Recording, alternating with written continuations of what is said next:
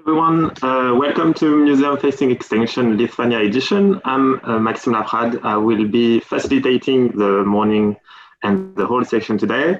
I'm a community gardener at We Are Museum, and welcome. Whether you are joining us on Zoom or joining us on YouTube, let me remind you that we are broadcasting live this session on YouTube, and that the session is recorded. We're gonna have a full day of full morning of speakers, and every speaker will have 5 to 7 minutes for their talk, and then a Q&A time. So if you have any question that you want to ask, please feel free to send your question on the chats, whether it is on Zoom or on YouTube. We'll be gathering your question, and then we'll be asking them after the talk. We're just going to quickly start with welcome speeches from three professionals who are working from We Are Museum's EIT Climate-KIC and the Mo Museum, who are the three partners organizing the Museum Facing Extinction program. So we're going to start very quickly with Diane Droubet, who is from the founder of We Are Museums, and who is going to tell you a little bit more about what is We Are Museums and what is the Museum Facing Extinction program. So you can start now, Diane. Thank you. Thank you, Maxime. And welcome everyone. Welcome to everyone on this Zoom meeting and via YouTube. Thank you for joining. It's a great, real pleasure really to be with you all today. It is one big step in a long journey. And it feels that we are more and more on board on this boat heading towards better futures, and it feels very, very good. Perfect activity to start Monday morning. This program, the program Museum Facing Extinction, would have never been possible without the precious support of EIT Climate-KIC through Michel Zucker and Joanna Petkiewicz and Christoph Bielinski. Museums Facing Extinction started last year in Berlin in the Futurarium with fundamental workshop where we gathered key actors from the museum and climate communities. A lot of them are here today with us, so thank you for joining us again.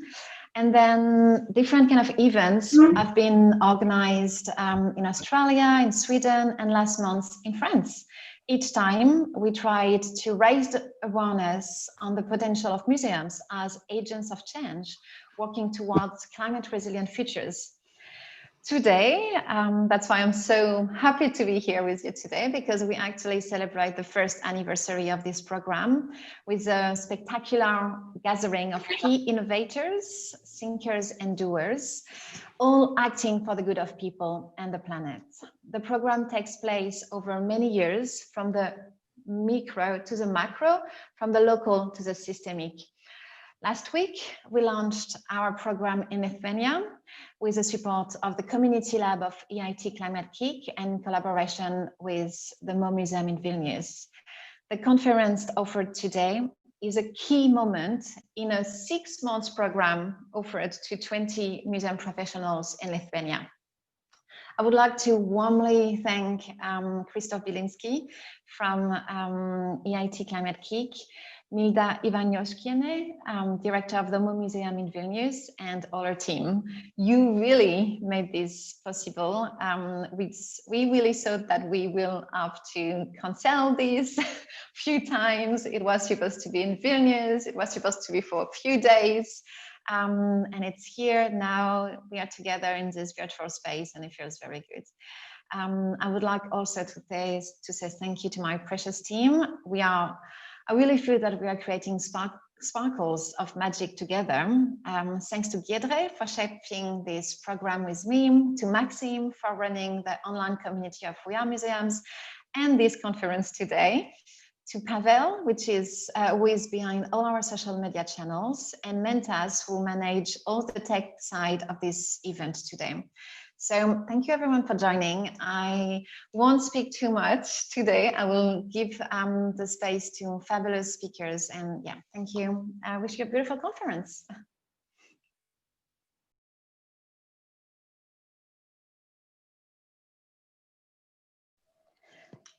And I will give the mic to Christoph from the Community Lab of EIT Climate-KIC. Thank you, Diane. Good morning, everyone. My name is Krzysztof Bielinski, and on behalf of the EIT Climate-KIC, I would like to welcome you today. Especially, I would like to thank you, Diane Drube, and her team for organizing it as well. Thank you to Milda Ivanauskiene from Mo Museum for hosting it.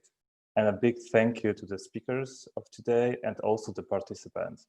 I'm very glad that today, exactly more or less 1 year ago, we kicked off the We Are Museums Facing Extinction event in Berlin. And actually today we are bridging the first edition of the event with the second one focused on the arts and creative scene in Lithuania. So I'm very happy that Climate-KIC can support this project. And just to provide you a little bit of introduction of EIT Climate-KIC. EIT Climate-KIC is a knowledge and innovation community founded by the European Institute of Innovation and Technology. And we tackle climate change through innovation. However, we don't focus only on technological aspects of climate change, but we dive deeper into social behavioral changes that we need to implement. And one of our approaches is experimentation and also thinking how we can engage with new types of communities and new type of partners that might be crucial in accelerating towards climate neutral future. And we also know that from a very technological perspective, we know how to stop climate change, but we need to think how we can establish new ways of cooperation. And that's unknown. And that's why we are here. And that's why we think how we can engage together and how we can think about new ways of working. That also part of the Central and Eastern European Community Lab, which Climate-KIC has established this year. And one of the streams of work is actually thinking how we can overcome lack of trust and build new partnerships. And also we need to unlock new ways of thinking, and we need to think that other new realities are possible and also know our role. So I hope that it will be an amazing journey, and I can't wait to see outcomes of the 6-month program. Thank you very much. Thank you very much, Christoph. We're gonna now give the mic to Milda Ivanauskiene, the director of the Mo Museum. The Mo Museum was supposed to physically welcome us and host this event today. It's hosting this event online. Thank you very much, Milda, for being here and for hosting Museum Facing Extinction. You have the mic now. Good morning, everyone. Dear participants, dear speakers, I'm so incredibly proud and happy to welcome you to today's conference. And I want to start by giving a special thank you to Diane Drube, who believed in this idea and invited Mo Museum to be a partner on this project. Thanks to Diane and to her persistence, we are here today together, despite all the difficulties we faced. And also, I feel grateful to EIT Climate-KIC for the support. And of course, I'm thankful to all the Mo Museum's team who are behind this all work. Of course, it would have been so much nicer to meet you all in person here at the museum in Vilnius, but hopefully the situation will get better during this 6-month program. The Lithuanian edition of Museums Facing Extinction makes me believe and hope that the museum sector will take leadership on this important issue, and that we will become true agents of change in the journey of ecological transition. Here at Mo Museum, sustainability is among our core values, along with openness and lasting cultural value. from the beginning, we've set to ourselves that we have to be a sustainable museum, which works efficiently, is inclusive, and which truly cares about building a community. A museum that recycles and seeks not to produce unnecessary waste. But at this point, we are still not ready to present ourselves as an example of a completed achievement. We still feel that we know too little or do too little. However, after talking with Diane and going through all the little things that can make a difference, we know that this is the road and the only road to follow. As community, as cultural leaders, we have to set an eco mindset, one that can guide and lead us in our daily activities. So I wish you a fruitful conference and hope that during this 6-month program, we'll share experience, we learn from each other and grow together under the guidance of experts. So thank you for being here today, and best for the conference. Thank you very much, Milda, and thank you again for hosting the event today. I'm just gonna now give you a little bit more details about the program of the day and about what's gonna happen. We have a series of speakers, experts in global impact, in sustainability, in future thinking, systemic change, a lot of different ways to see change and to make change. And I hope, and we are sure that you are all gonna be inspired by all the speech that we're gonna have. The first part of the day, it's gonna be about introducing you to new ways of thinking and new ways of making change. It's gonna be about sustainability, how to make a global impact, how to develop power to change. Then we're gonna have a little break for about 10 minutes. And then the second part of the day is gonna be about actual examples of different museums or agencies of collectives who are making change today and who have been taking actions towards the climate crisis. It's going to be about regenerative culture, the power of collaboration, on new ways to make awareness and to tell the stories of the climate crisis, on how to have an eco mindset, and how to make treasures from trash. Then we're going to have a lunch break for about an hour. And the afternoon session is a workshop, but the afternoon session will not be broadcasted live on YouTube. The broadcast will end at lunch because the workshop is for the participants to Museum Facing Extinction Lithuania. And it's a private session for the participants who are doing the program. We're gonna quickly start with our first speaker of the day, who is Niklas Larsen, who is a senior advisor at the Copenhagen Institute for Future Studies, and is gonna lead a workshop for about half an hour on future thinking, on future literacy, and really he's gonna tell us a little bit more about on methods on how to train your imagination muscle.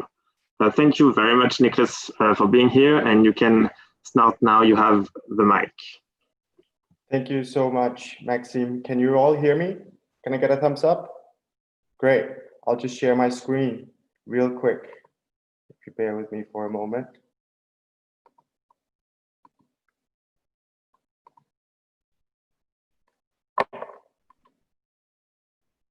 Do you see it? Great. Well, hello and good morning, everyone. I'm very honored to be here and to be able to kickstart the day with you all with some futures thinking and to lay the ground for the rest of the amazing program that you have for today. My name is Niklas, and I represent one of the oldest think tanks in the world devoted to studying the future. It's the Copenhagen Institute for Future Studies, and it was founded approximately 50 years ago. We are a publicly beneficial think tank that works to inspire and equip individuals and organizations to act on the future today, as we say. In my daily work, I work towards the public, together with educational and cultural institutions, More specifically, I'm a part of the UNESCO Global Futures Literacy Network and a part of FORM's Future-Oriented Museum Synergies, as we have aspirations here in Copenhagen to open the doors for to a physical institute where the public can come and engage with the future. I'm also working with a local museum on democratizing the future through art, technology, and design, which I hope to be able to share with you later on.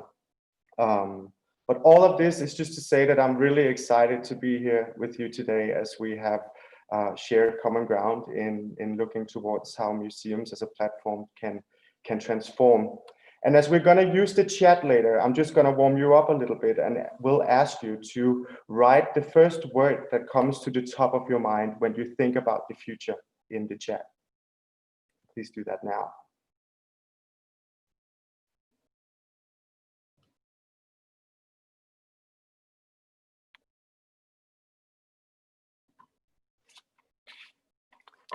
Thank you.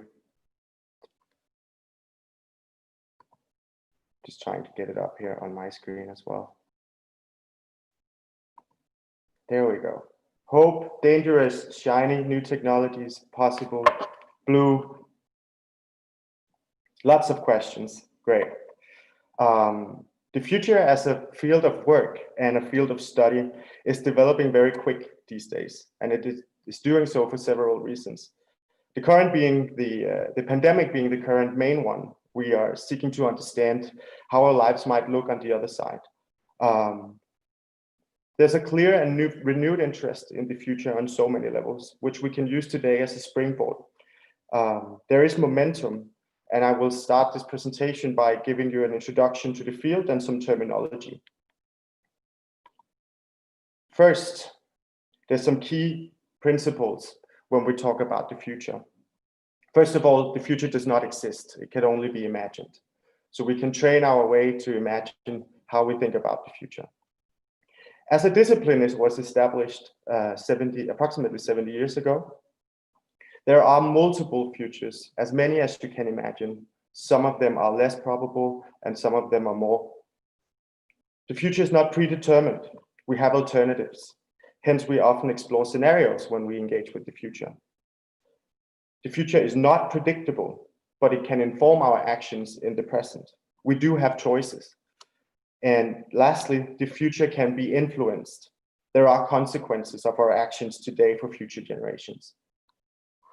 Now, what you see here is a graphic that's trying to lay out the relation between the different terms that I just want us to get straight from the beginning here. Futurism, the wider circle, refers to a wide variety of approaches to explore the future, including arts, science fiction, opinions about the future, and layman speculations. Now, this is a term that refers much broader to the future than future studies and foresight that you see in the middle. So we can represent the relation between the three, like we see here on the screen. Future studies that you see on the left, as the name says, it's a field of the holistic and systematic study of alternative futures. Foresight, on the other hand, refers to application of future studies, methods, and techniques by organizations and governments to be prepared for the future, which implies studying the future to act in the present. And that's why foresight is a part of strategy. And that's why you have also heard it named as strategic foresight. So the point being here is that you see the tools in the middle are shared between future studies and foresight, but they're just used for different things. So we both use megatrends and scenario planning, but when we do it in future studies, you could say that it's for research purposes. When we do reports, exploration, and for foresight, it's because we want to optimize our strategy. We want to explore the future to adapt and to innovate. Now, future studies and foresight you see here on the left, that is to say that it has formed a tradition of practice. On the right side, we have futures thinking. And often future studies, foresight, and futures thinking are words that are like mixed together and used differently. But we want to keep it. We want to try to like draw a straight a line in the sand here, and then say future studies and foresight is the practice, and futures thinking is the cognitive level. The former is the practical level, the latter is the psychological level. Now, when we try to depict that there is different futures ahead of us, we often use what we call the futures cone that shows us that there are alternative and likely futures ahead of us. And make sure that you make notice of the futures in plural here, because there are, as we see here, plenty futures ahead of us. This cone represents everything beyond the present moment, and then it goes from possible, plausible, probable to preferable futures. It's a very popular way of showing how we can examine different futures to understand how we can make better decisions in the present. The possible futures are the futures that we think might happen based on future knowledge that we do not yet possess, but which we think we might possess someday. The plausible futures are the futures we think could happen based on current understanding of how the world works. And I just get some morning sun in here, bear with me. Probable futures are the futures we think are likely to happen, usually based on quantitative data and extrapolation of current trends. And then we have the preferred futures, which are the futures we think should or ought to happen based on a normative approach, as opposed to the other ones that are more cognitive here. The point here is that future studies does not try to predict the future. It investigates alternative futures systematically. And that's why you can see here around the preferred futures, that's where we often explore scenarios in order to be better prepared in the preferred space and to see how we can influence the present towards our preferred future. Human beings have always imagined alternative futures and attempted to anticipate what might come down. In her paper, A Brief History of Futures, Dr. Wendy Schultz has divided the history of futures into 5 waves. 5 waves of development with oral storytelling and extending it to the present day. So if we go through this, we have the oral tradition first. This is where shamans and the mystics and the priests read signs in nature and the divine to try to anticipate the future. The second wave is the early written age. Here, macro historians start to look for patterns in the past and for cycles of repetition. In the third wave, we have the age of enlightenment and extraction. The idea of progress is born through science here. We have the fourth wave, which is systems and cybernetics. After industrialized total war, future techniques are accelerating. Forecasting and systems operations are maturing, either to rebuild society after the war or to prepare for future wars. There is a saying that there's two schools emerging here, where the European is the more holistic one that tries to explore the future to rebuild society, and the American, the US version and school of thinking is more occupied with gathering intelligence for strategic purposes. This is here future studies emerges as a discipline, as a field of study. And that takes us to the fifth wave, the age of complexity and emergence. And we stand in the right beginning of that right now. This is where futures theory is being integrated in institutions across the world, melding with other disciplines and moving beyond historically Western framings. Now, if we ask ourselves what the state of the world is, we could look at a large worldwide Gallup analysis that was out in 2019 saying that we are more angry, sad, and worried than ever before. Others are calling our time the age of mass protests based on a decade-long trend of increase in political protests. Now, I think it's fair to ask whether we have outlived some of our systems and our solutions, as our problems are demanding us to think beyond our current lifetimes. Are we unable to grasp the fact that each moment of our present is an expression of our legacy? And who is it that owns the future? That's obviously a rhetoric question. And the point is that we need to empower and engage more folks in our collective futures from this point. And it's already happening. Millions of people are marching the streets worldwide Fridays for the Future and the more radical Extinction Rebellion have both reached sophisticated organization and global reach. People want a seat at the table and increasingly claim a stake at the future they desire. While future studies and foresight as a field have continued to be a centralized organizational and institutional capacity, it's often confined to practitioners, futurists, the commissioning bodies. However, democratization is catching up with the field. The broader inclusion of diverse agents in their perspectives is now being considered to expand the visibility of the future and promote further engagement with it. This is reflecting how previous exclusive process is opening up. But the question remains, where is the public entry point for public imagination about the future? When we think about the future, we tend to extrapolate current knowledge, especially around technology and technological progression. It's much easier for us to grasp and imagine, but it leads us to a dangerously narrow window of imagination where technology tends to be the center, rather than being a tool for us to achieve our aspirations. We need wide-ranging ideas, opinions, visions for members of our society to be able to adapt to the evolving world around us. There's a new school of thinking that is maturing, being developed by key actors calling for more participatory practices and decisions. An example of such is participatory budgeting, which is recommended by both the World Bank and the UN as a good practice concerned with involving citizens in budgets to bridge the distance between government decisions and ensure representation. While one of the first well-documented examples of participatory futures projects dates back to the 1970s Hawaii, where a year-long project was supposed to imagine how the island state should be looking in the year 2000, participatory futures have not yet matured and become a mainstream adoption.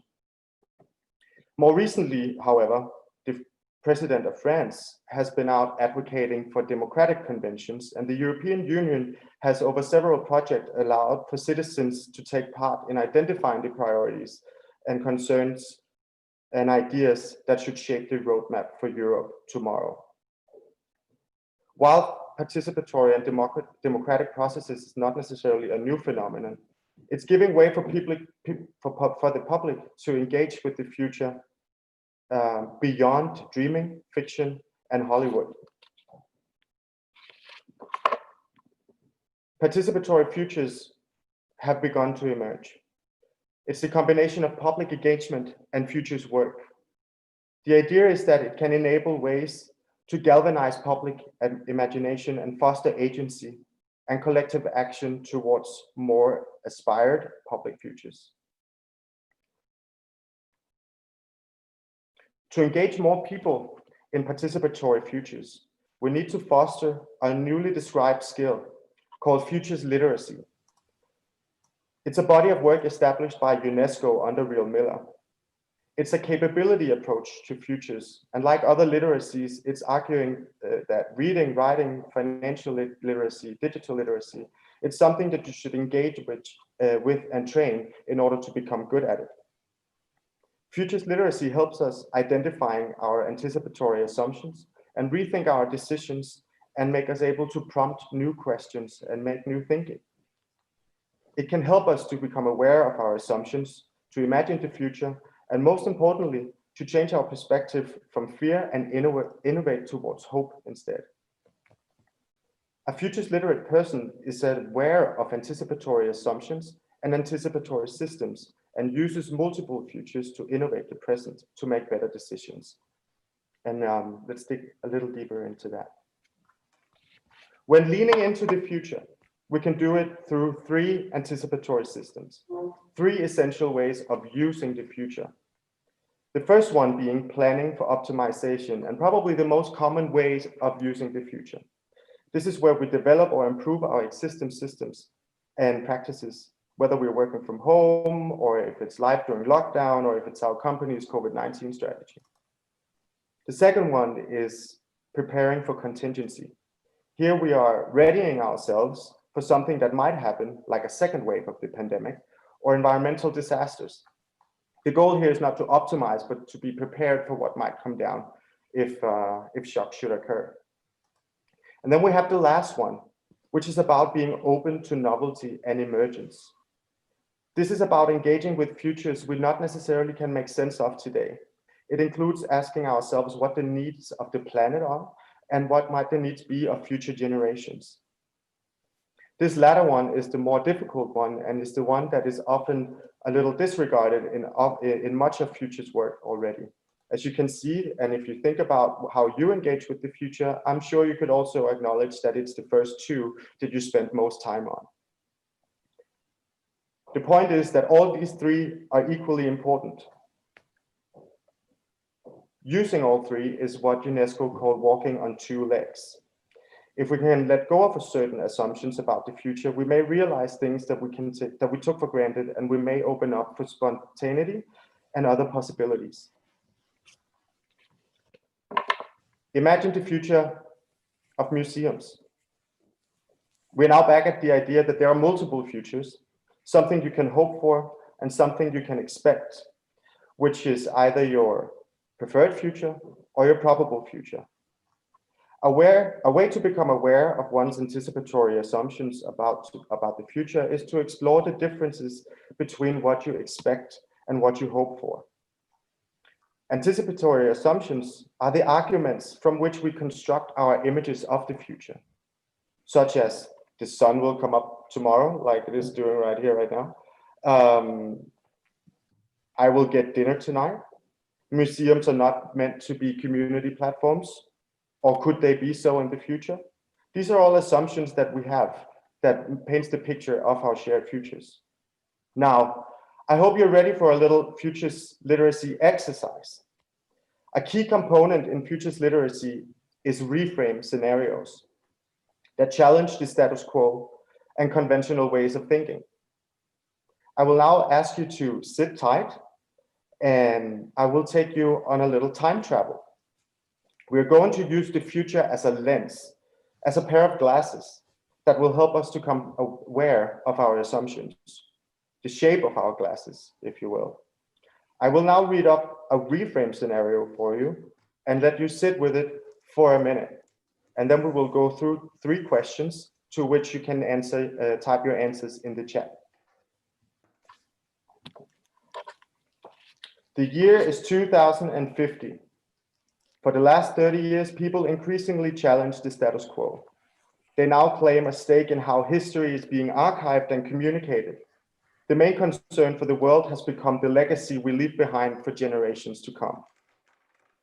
Since 2020, the physical and digital spheres have blurred, and social media has taken the public square online. We embrace the increased individuality that came with the internet, but we have now realized a sense of emptiness, a sense of loneliness, and lack of shared visions. Based on the insufficiencies in gathering, debating, and imagining collectively online, it has now been decided that educational and cultural institutions like museums and libraries now need to emancipate the power of the visitors, move beyond brick and mortar to facilitate change, sustainable change in their communities. In this future, the role of the curator can no longer stay with the traditional holders, and the responsibility must be decentralized. Now, the point of a reframe is that you let it happen. You don't try to fight it. You buy the premise and accept what you might get to think. So if you just would take a minute, and as soon as you're ready, tell us in the chat how you respond to this reframe and how you would organize.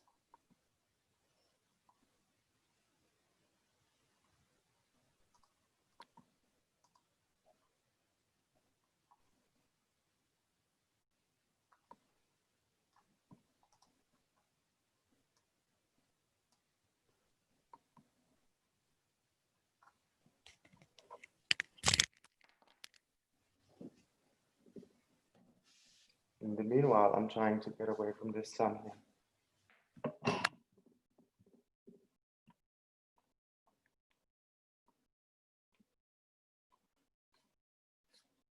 In this future, the role of the curator can no longer stay with its traditional holders.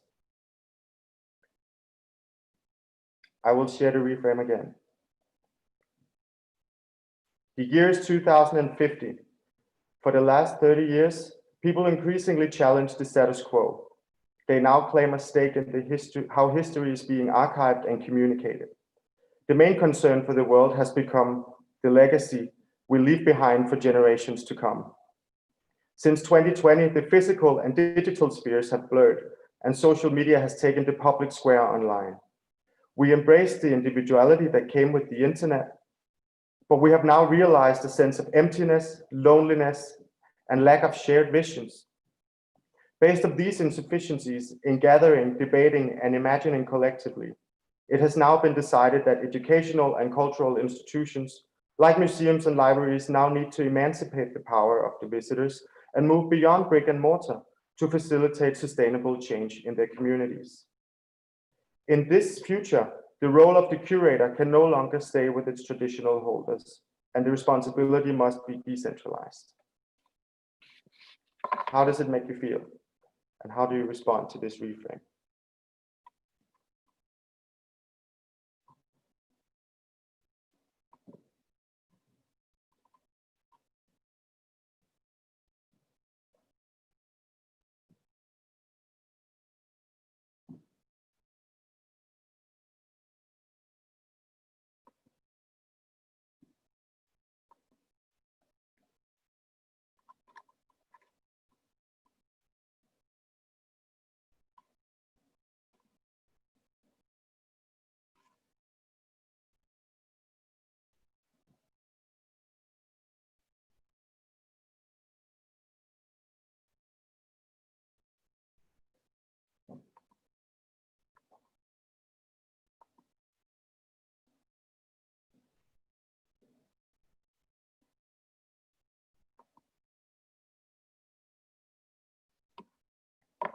There's no right or wrong here.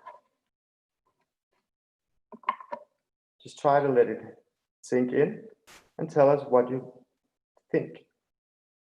What's holding you back?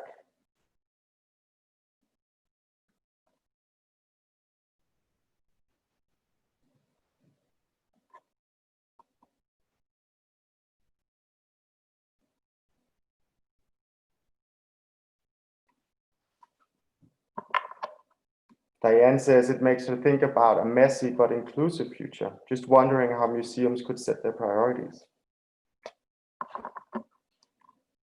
What kind of priorities, Diane?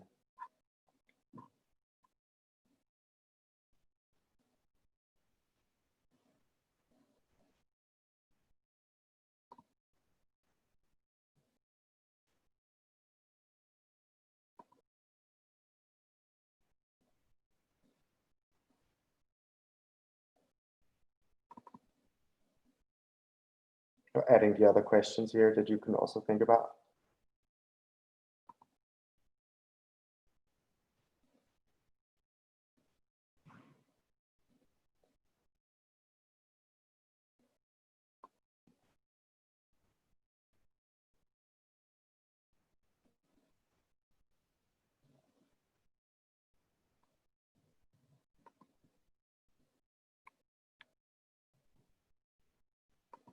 There we go. In 2050, museums will be transformed. They won't be the same as now.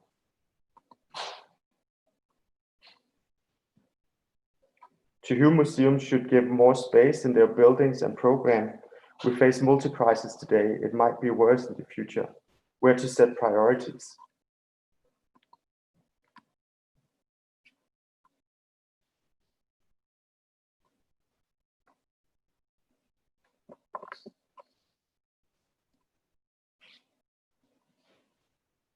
Anyone else that wants to chip in?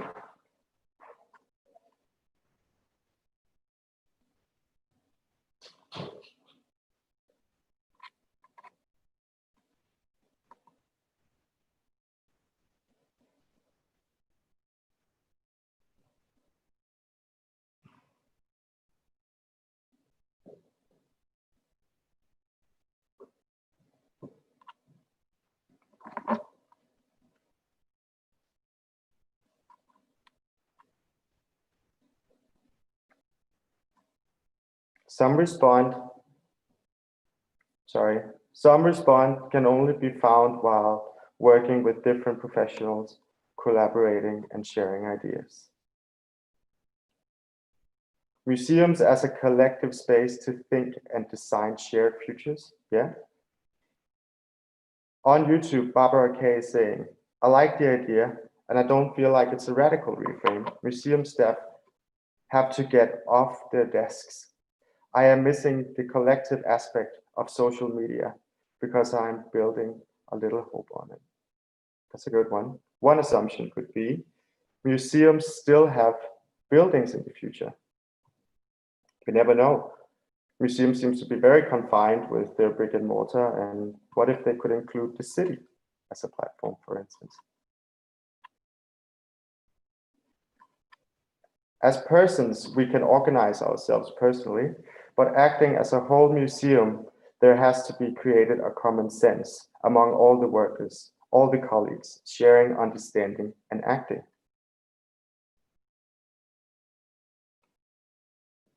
Museum act as an archive exploring forming of virtual gatherings using AR. The future of museums in society in which we live. Museum as a living participatory experience and experiment like DAO movie. This is exactly what I'm talking about and what this reframe exercise is supposed to provoke, supposed to provoke new thinking. If we roll a little bit back and go back to the present, the idea is that reframe scenarios help us to look at the conditions of change and change the conditions of change. So we better can understand what happens in different futures. And we can become aware of our anticipatory assumptions and start challenging them and open up our minds for different futures ahead. Mindful of time, I will continue. This exercise is obviously supposed to get us think about the public square and reimagine the public square. While the pioneering museums of tomorrow in Rio, the Futurium in Berlin, and the soon-to-open Museum of the Future in Dubai are presenting immense societal and cultural value in establishing familiarity with the long term, traditional museums and public institutions have an interactive opportunity before them. An opportunity to reinstate the public square and decentralize the future. An opportunity to transform the audience into participants and help them challenging inadequate imaginations fueled by hegemonic images of the 20th century, where the white male is the superior ruler. The significance of climate protests, feminism, movements like Black Lives Matter, foster new and alternative collective material that has otherwise been proscribed to us. Material that does not only give way to marginalized groups, women and kids, to reimagine themselves, but enables new public shared images of new and desired futures and what it means to be human being. If we open ourselves to this obligation in fostering futures literacy and enriching collective imagination, we can create public platforms that dare to encounter differences and other worldviews and challenge any predisposed beliefs. Participatory futures welcome the figure of the individual to challenge boundaries and identify the seeds of change for a new tomorrow. In order to become agents of change and foster change in communities, we need to not only foster futures literacy, but increase our futures consciousness. Here, the fifth dimension of futures consciousness is the most important, because once a person understands time perspective, has an sense of agency and agency belief, appreciates the diversity and unpredictability of the future and the potential future, and observes the environment with a critical mind, the question becomes, what are they going to do with it? What future should they aim for? This fifth building block in dimensions of futures consciousness draws together the characterizations of values, morals, and ethical thinking. This dimension emphasizes the capacity for being concerned about committing oneself to bettering not only one's own future, but the future of others, the future of society, and the future of generations yet unborn as well. It's about time that we realize uncertainty is a permanent feature in society, and engaging with the future allows us to use it as a resource in so many ways. Seen from this perspective, the pandemic is not only a tragedy, but also a chance to end outlived structures, plant new seeds, as well as an opportunity for positive adaptation and benefit. It's time to change the way we engage with the future by turning uncertainty into a resource rather than an enemy. And if we want to democratize futures, we must do more than listening. We have to empower. We have to give people a space to understand and unfold where they can create the future for themselves and their communities. And allow me to do a little bit of marketing here towards the end. So if you wish to explore the futures literacy further, there's an upcoming high-level futures literacy summit from December 8 to 12 at UNESCO, where registration opens soon, where it's about declaring futures literacy as the capability for the 21st century. That's all I have for you, folks. Thank you for having me. Thank you so much, Nicholas, for the presentation and for the workshop. Let me ask you: do you have examples or practical examples of museum already acting and already doing something about future literacy and already organizing things towards imagining new futures and different futures? Obviously, the museums devoted to future is great examples, and they're pioneering this already. Museum of Tomorrow in Rio, for instance, are asking a series of questions in all their exhibitions. Who are we? Where are we going? What are we made of? What do we need to become? And then they curate their exhibition around that. They're also very mindful of not catering to the very dystopian trend we have in society, where the minds have been colonized with very dark images around the future. So that's why they curate in a sense that the participants become a part of the future, feel like they have a sense of agency, and that they can leave the museum with a sense of positive impact afterwards. Okay, what's the name of the museum, so I can write it on the chat if anybody's interested?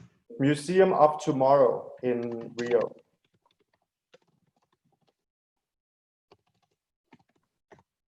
Awesome, thank you. And do you know if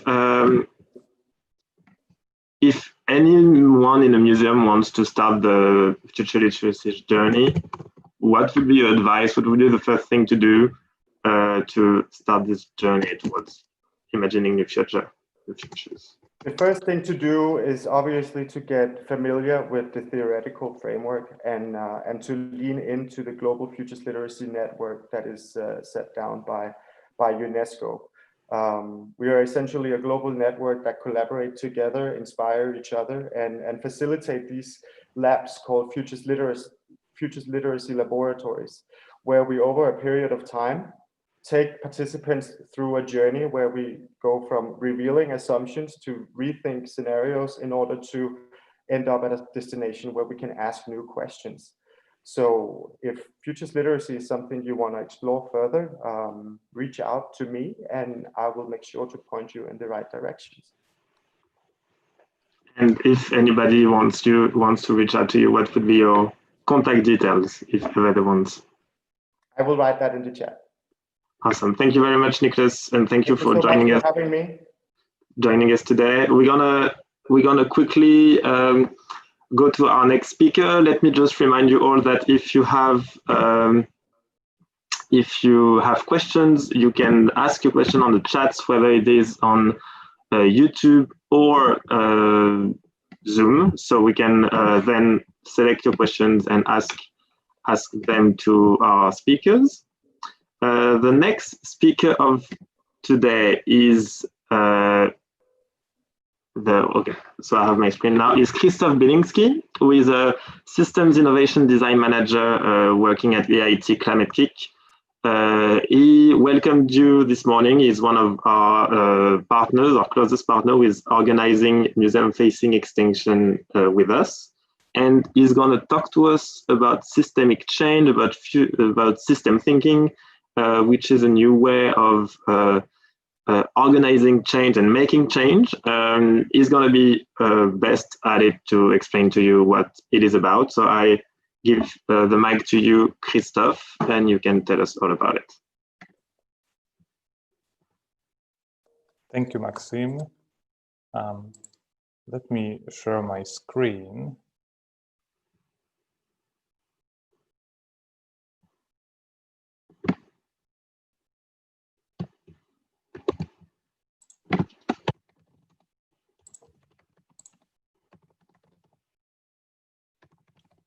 Can you see it?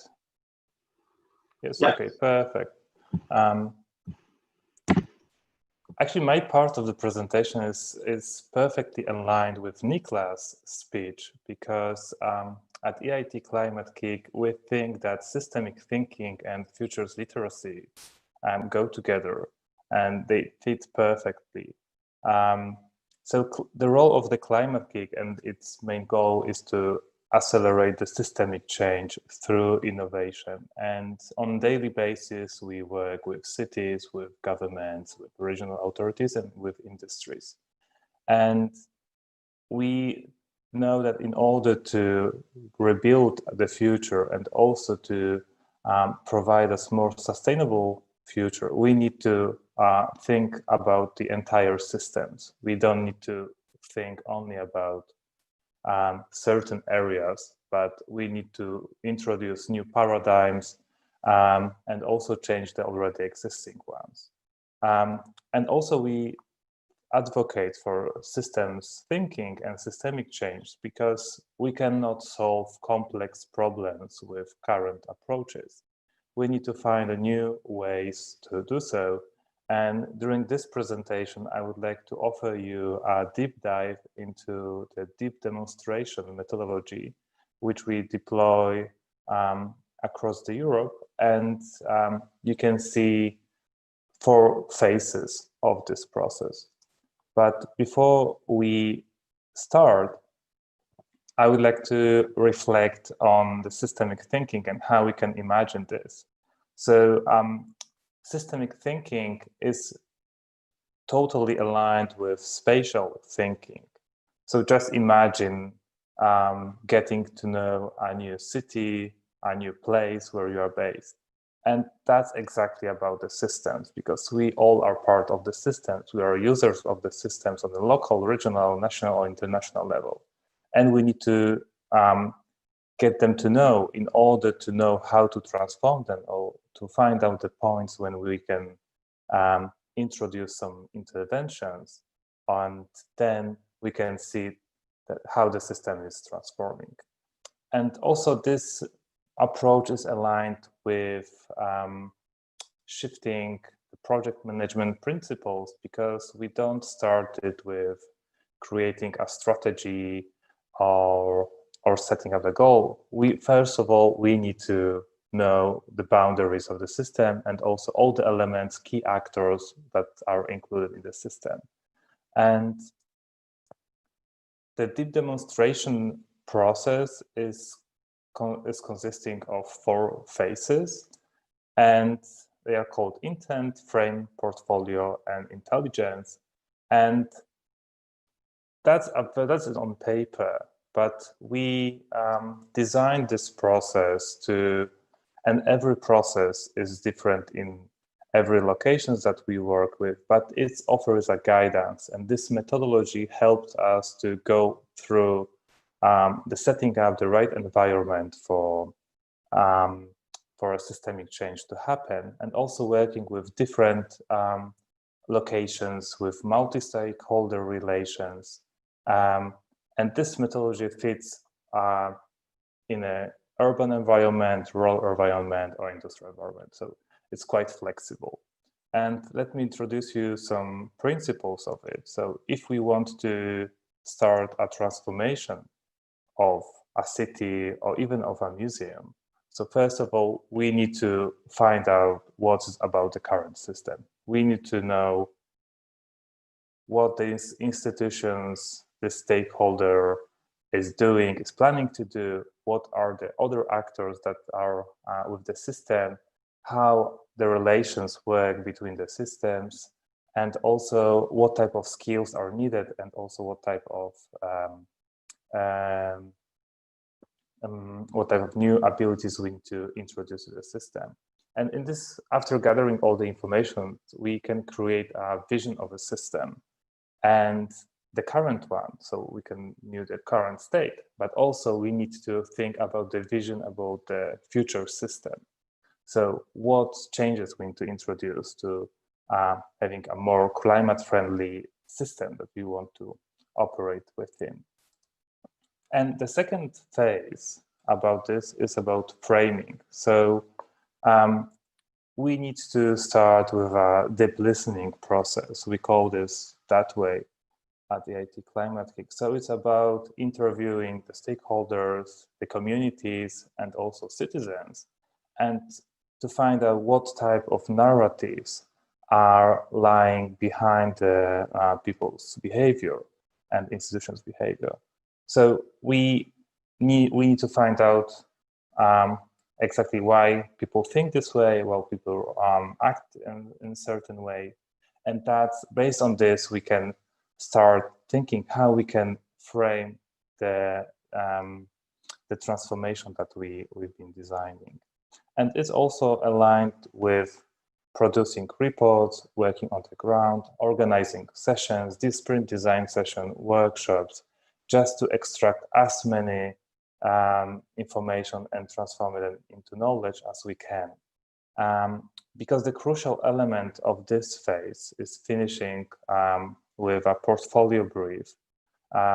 Portfolio brief before we start some experimentation. So we need to know the exact areas of the systems that we want to experiment in, and it might be reflect on, if we think about a new city, so we can experiment with some districts, or we can experiment with some streets, and that's actually the same case in this case. So we need to identify the points where we can provide some interventions, and then they can accelerate the systemic change.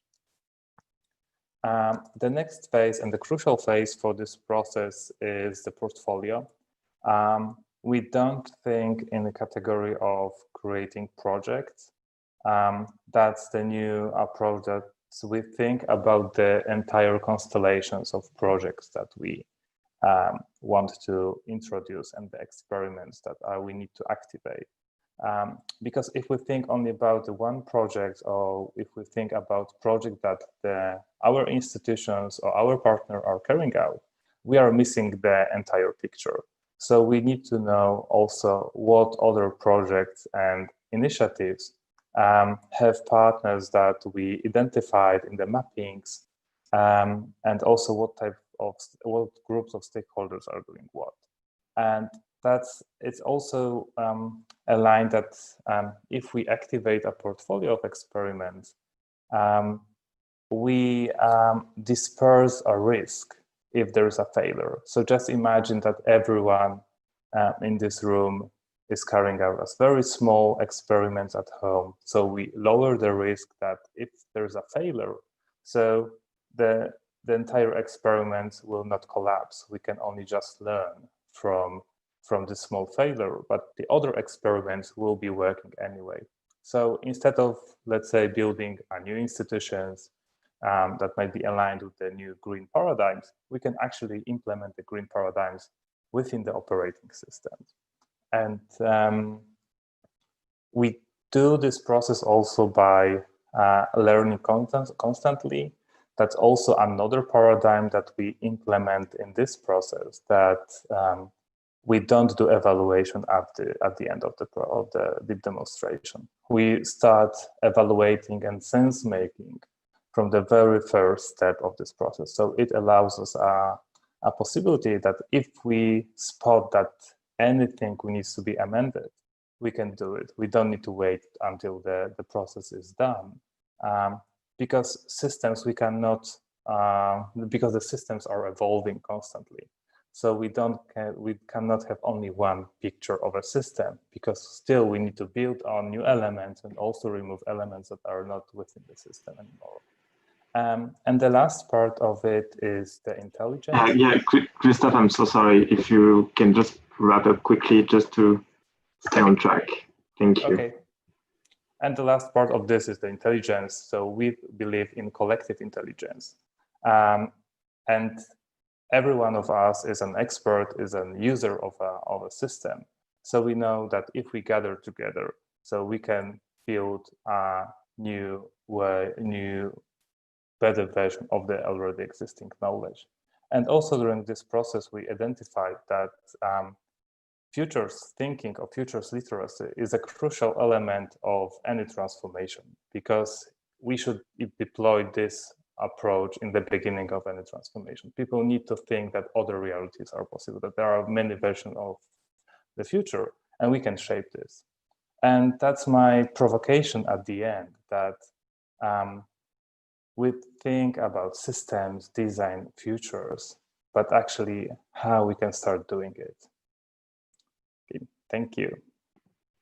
Thank you very much, Christoph, for your presentation. Let me, same question as Nicholas before. Do you have any example or advice for a museum who wants to start thinking systemically, or wants to start the journey that you talked about? Do you have an example of a museum already doing the work? We don't have any museums that we work with in this process, because we cover more institutions. We don't focus only on one.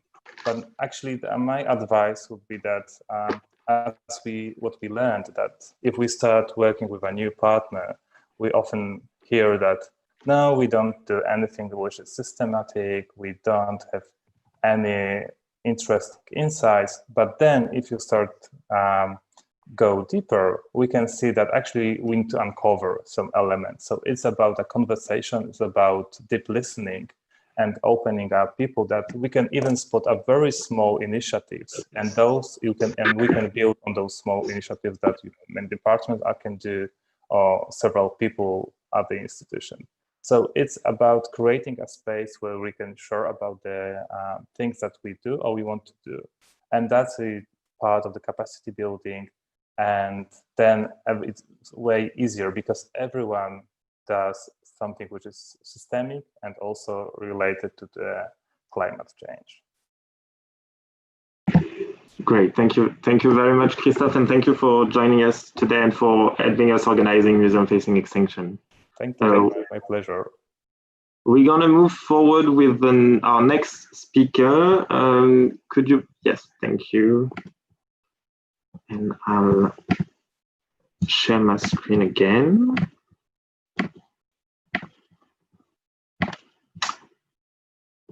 So our next speaker today who's joining us is Asha Singal, who is an executive design lead at Biomimicry Frontiers. She's gonna tell us a little bit more about nature-inspired thinking and how we can be inspired by nature to move forward and to think about the future and make change. It's going to be about resilience. It's going to be about life's principle. Asha, you can start whenever you're ready. Sounds good. Hi, everyone. I would like to share my screen first.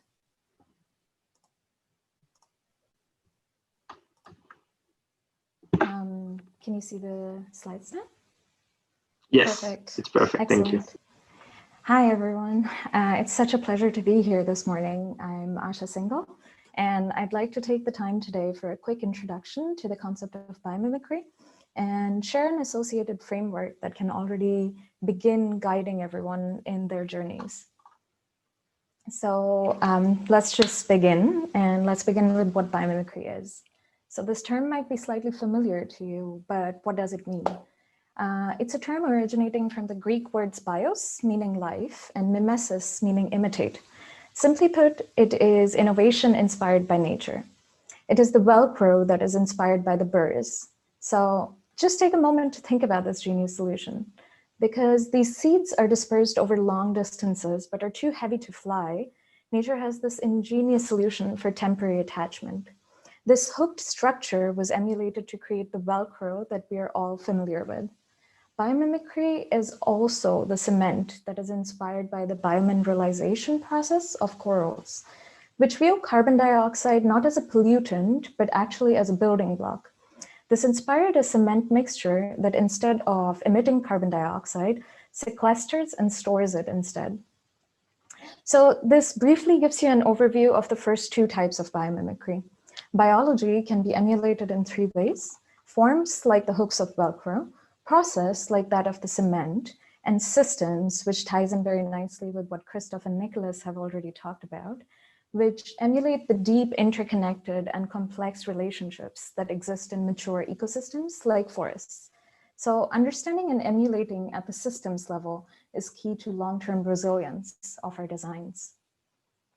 So let's just... How do we start thinking about biomimicry at the ecosystemic level?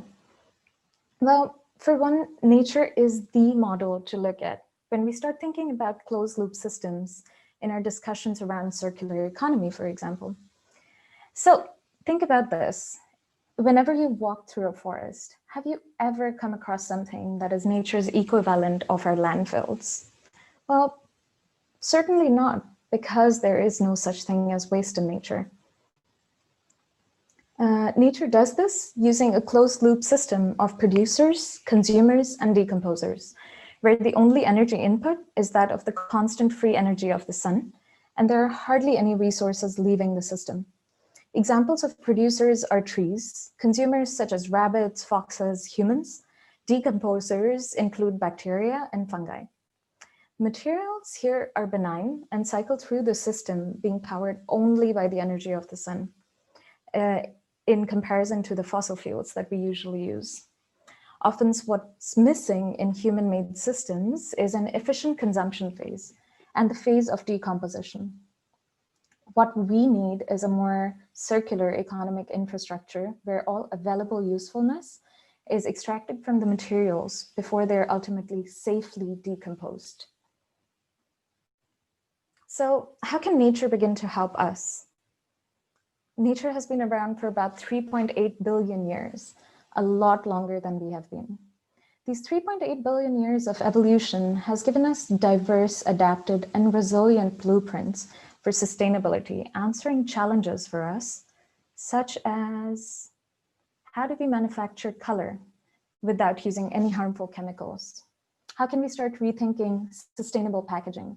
What might reversible adhesives look like? And how can we start thinking about waste as a resource? And what might our cooperative relationships look like?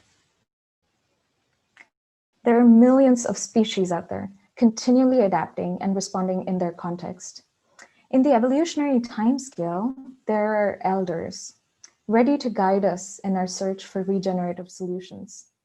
But the idea that there are more than a few million ways to start reframing our solutions can also be a little bit daunting.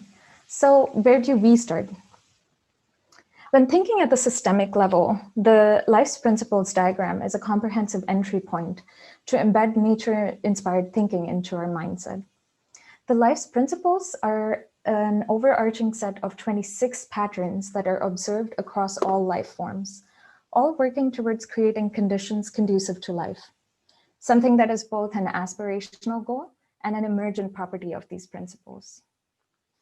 Just as no principle stands alone, all of these are interconnected and can help us shift our perspective to viewing nature as a model, a measure, and a mentor in our endeavors. Just as parting thoughts, I'd like to leave you with this. When working with the museum ecosystem, think of what nature could teach us in terms of self-organizing, exchanging information, cooperating, and then more. As a provocation, I would like to leave you with this.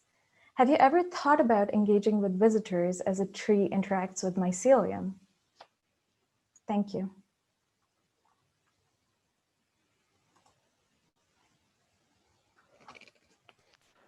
Thank you very much, Asha, for the presentation, and that was perfectly on time. So awesome. Just a quick question, a little bit similar to the question I asked before to the two other speakers. Do you have example or advices on how to implement nature-inspired thinking to the museum world? And on specifically to museum, do you have advices of a way to follow? Yeah, I think when we think about the museum ecosystem, if we start thinking about various organizational principles or how biomimicry could influence the social systems, that could be very interesting. For example, as I said, like self-organization, like learning self-organization principles could be very, very interesting.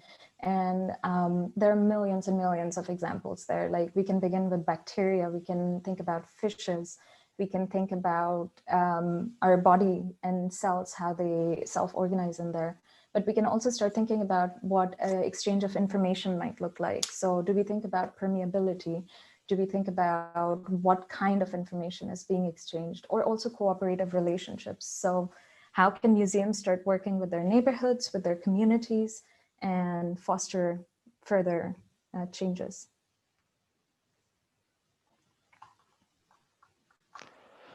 Thank you. Thank you very much. Do you have, how do you see museum in the future? If they get inspired by museum, by trees, how do you see them evolving? I see them more as a network, and as a network of interconnected, decentralized systems where each of them has influence over the other, but they're also very locally attuned, almost being hyper-local. So responding very in their very deep locality, but also having a framework which is overarching in a way where they can communicate with each other and exchange information. Awesome, thank you very much. And there's someone in the chat asking if you could maybe tell us a little bit more about trees and about, the relationship. Yeah. Absolutely. So mycelium is the mycorrhizal network, which is underground. And it's a network of fungi which are working together with the roots of trees. And they help exchange resources and share resources within the entire forest, communicate, send signals. So if there are predators on one side of the forest, and trees can communicate with each other. One book that I can highly recommend for this is The Hidden Life of Trees. And that could be very insightful in understanding, going deeper into this relationship. Thank you very much, Asha. That was very clear and very interesting. Thank you. I'll quickly move forward with our next speaker. So let me share my screen for a moment. So our next speaker is Jamie Williams. So,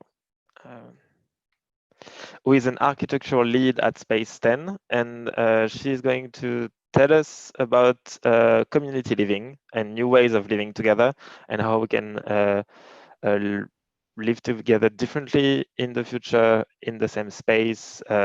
She's going to be way better than me doing this. So Jamie, you can start sharing your screen and start your presentation. Perfect, thank you so much. Can you all hear me okay? Yep. Great. Let me share this one. Present. Okay, all good? Okay, so hi everyone. Thank you so much for having me today. I'm Jamie and I'm from Space 10.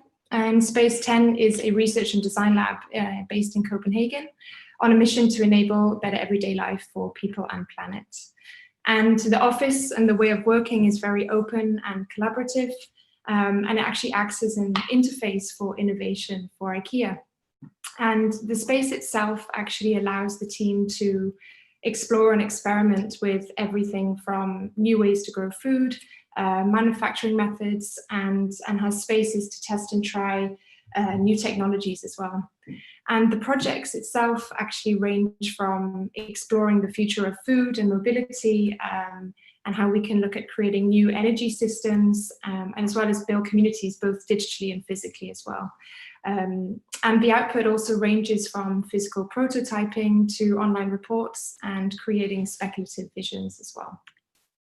So beginning with research, it's of course where we begin, and we start by trying to ask these big questions and find the patterns in the chaos which this world is, especially in 2020.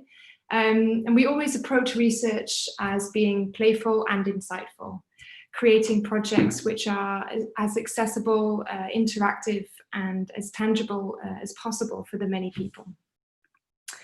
And once we've identified a problem or a key challenge that we want to solve, we set up a team to ideate on solutions that can be piloted, hopefully, and with the aim to create real impact.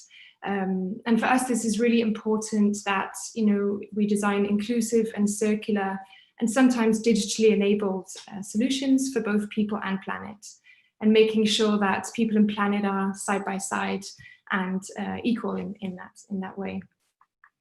And then culture is the third and quite an important pillar, which aims to build community, but also learn from experts from the world around us to kind of inspire and engage a network of people.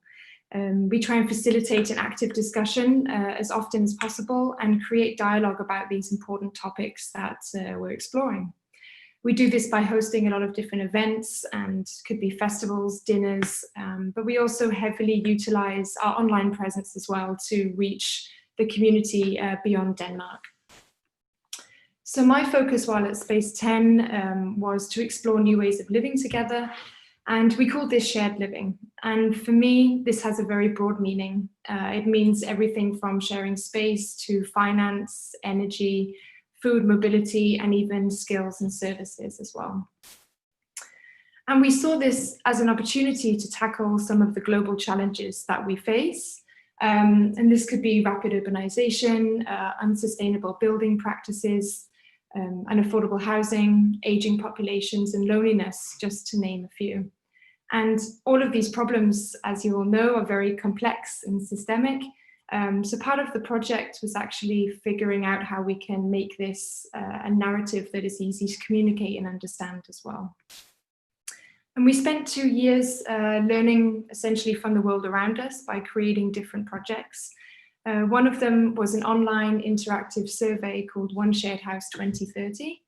And actually almost 30,000 people from 147 countries actually participated and showed us how by creating something engaging and playful and accessible, you can really gain insights from a broad spectrum of people, which can then inform your decision-making going forward. We also did a lecture series where we invited experts in on our community, collaborated with universities and museums actually, and also published learnings in a visual report called Emergence magazine. There's also a podcast as well. And so together with Effect Architects, a partner that we brought on board, we condensed all those insights and learnings into a vision called the Urban Village Project. And it's essentially a project which explores how to design, build, and share our future homes and neighborhoods.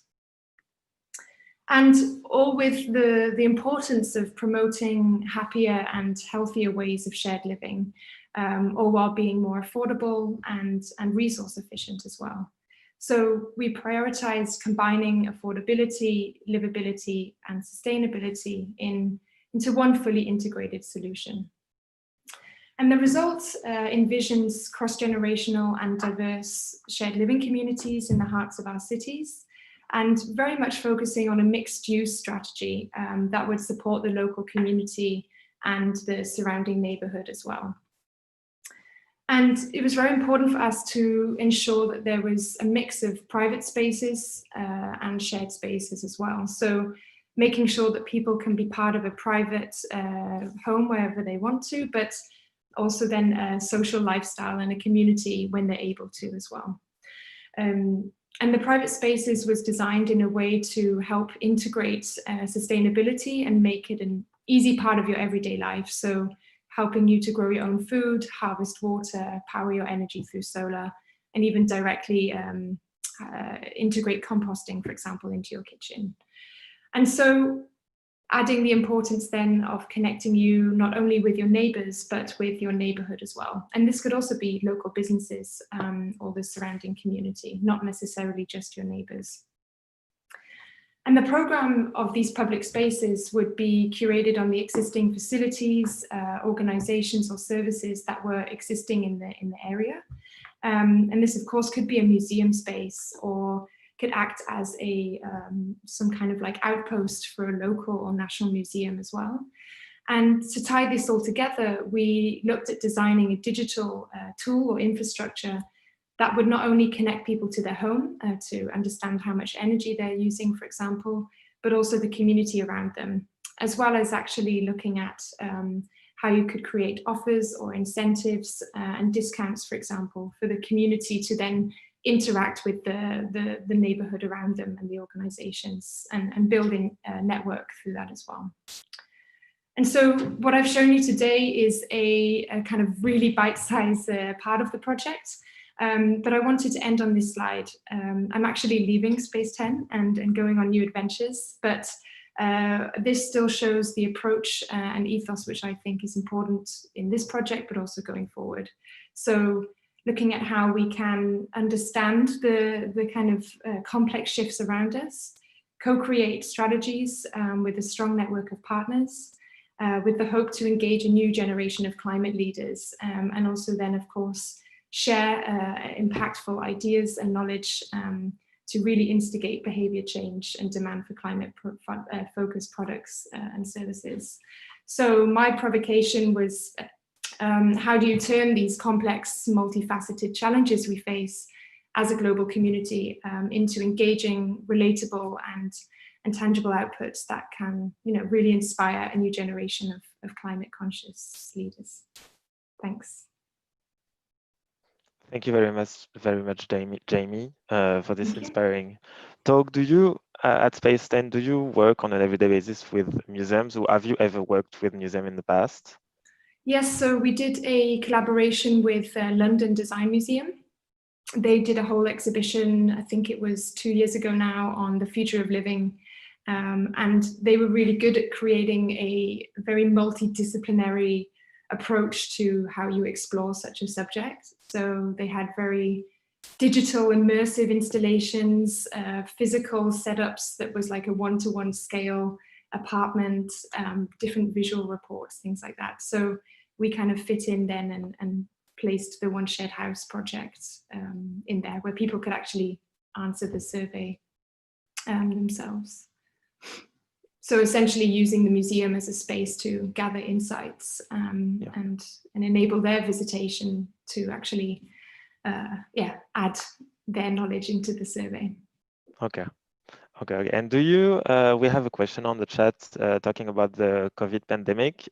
How has it changed your views on shared spaces, and what has it changed, and what is a shared space now that we have the health crisis going on?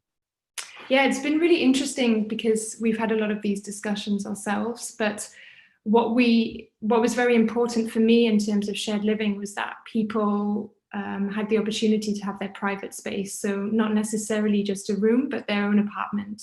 So this was looking at multi-family apartments. So you could co-live with a group of people if you wanted to, but you also had the opportunity to have your own apartment, but share the broader space, if you like. And I think we see two things. One is, in the global pandemic, loneliness and kind of mental health has declined, or loneliness is on the rise. And that need for community is even more important. So it could be a potential way to form bubbles within your community so that you can maintain a group of people together for support. But yeah, it's complex, isn't it? I mean, it's something where you'd have to get health advisors to maybe keep bubbles in a bubble, if that makes sense. But I think there can be advantages of it for sure. Yeah, and how we can share space if we're not in the same space is difficult. How do you, last question, we still have a little bit of time. How do you see a museum as a village in the future? How a museum as a village could look like? That's a question from Guidre from the chat. Thanks.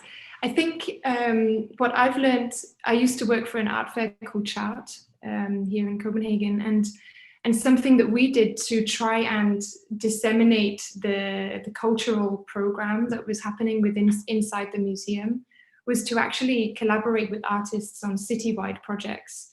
So actually go beyond the four walls and actually integrate art or provocations in the everyday life of people. So we actually did a project where people hung things from their balconies, or we took over billboards and kind of plastered Douglas Coupland's statements.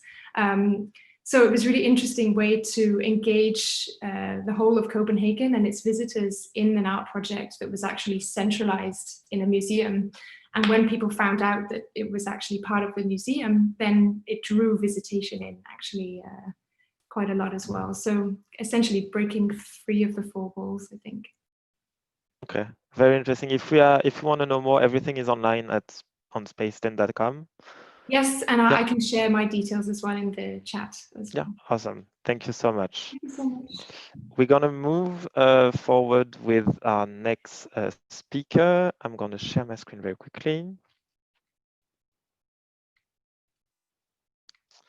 So our next speaker is Caitlin Southwick, who is the founder and executive director of KIC Culture.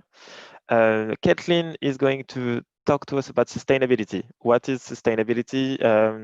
What are the sustainable development goals of the United Nations, and what are the existing framework in sustainability, and how we can use it in culture, in museums, to move forward and build a different future and make change.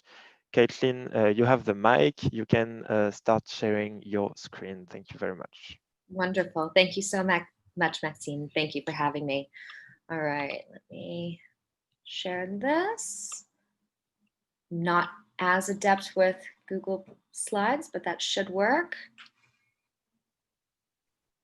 Loading quickly. There we are. All right, everyone hear me okay? Yeah. Perfect. All right, wonderful. Well, thank you so much for the introduction. Hello, good morning, everyone from Amsterdam. My name is Caitlin Southwick. I am the founder and executive director of KIC Culture. KIC Culture is a nonprofit organization which is dedicated to promoting sustainability through culture. So we have two missions. The first is to make our sector more sustainable. So everything from greening operations of museums to working with decolonization and repatriation, and then also how can we use culture, so how do we use our infrastructure to educate the public on sustainability. So as Maxime pointed out, I'm going to be talking today about the SDGs. When we say the word sustainability, it can often be a little bit confusing because sustainability means something different to everyone. And so when I'm going to be talking about sustainability today, I'm going to be using the SDGs as a framework.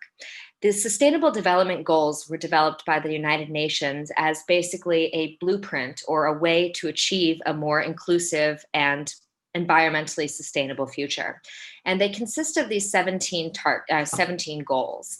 And they basically are used by businesses and infrastructures everywhere to try and figure out how we as a human race can achieve a better future. So unfortunately today, I don't have too much time to delve into exactly what the SDGs are, but Diane and I put together a really nice introductory kit, which you can find, I believe she's going to be handing that out, on the climate journey. And that also goes into a little bit more the history of sustainability and how sustainability is applied to us and what the background is there. So when we're talking about sustainability, a lot of people in Western Hemisphere start thinking about climate change. A lot of people in the Global South start thinking about social justice. And the truth of the matter is that they're all completely interconnected. And the other part that's so important to understand is that they relate directly to us. I think a lot of times people in the cultural heritage sector can feel that sustainability doesn't necessarily apply to us in a direct way, but it does. My background is actually in art conservation. So I have my doctorate in stone conservation from the University of Amsterdam. I've worked all over the globe in conservation. And as a stone conservator, I can very directly see how increased pollution levels and change in biodiversity is directly affecting our cultural heritage. We've seen many examples from around the globe, especially increasingly in the last few years, of large weather events that are affecting our museums, our natural heritage, and our built heritage around the globe. As I said, it's not just about climate change. This also has a lot to do with the way that we interact with our communities and how we're affected from social aspects. As museums, it is basically our job to educate, to empower, to engage with our communities and our visitors. And this is one of the most powerful tools that we have available in order to help achieve the UN SDGs, is the ways that we're interacting with our communities. There's a lot of talk about resilience, especially when it comes to climate change. And one of the things that I really would like to stress is that it's not just about how do we adapt to climate change. It's not just about how do we prepare for the impending disasters.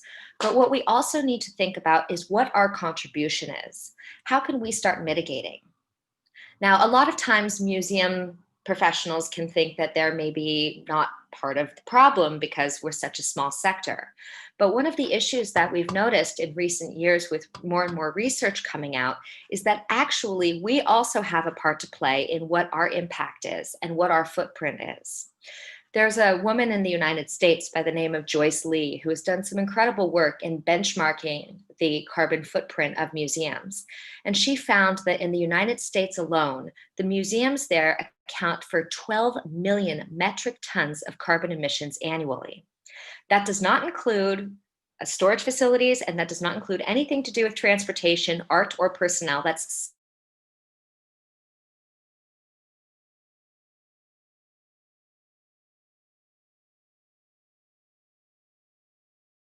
footprint than we think. And that only has to do, of course, with our carbon emissions.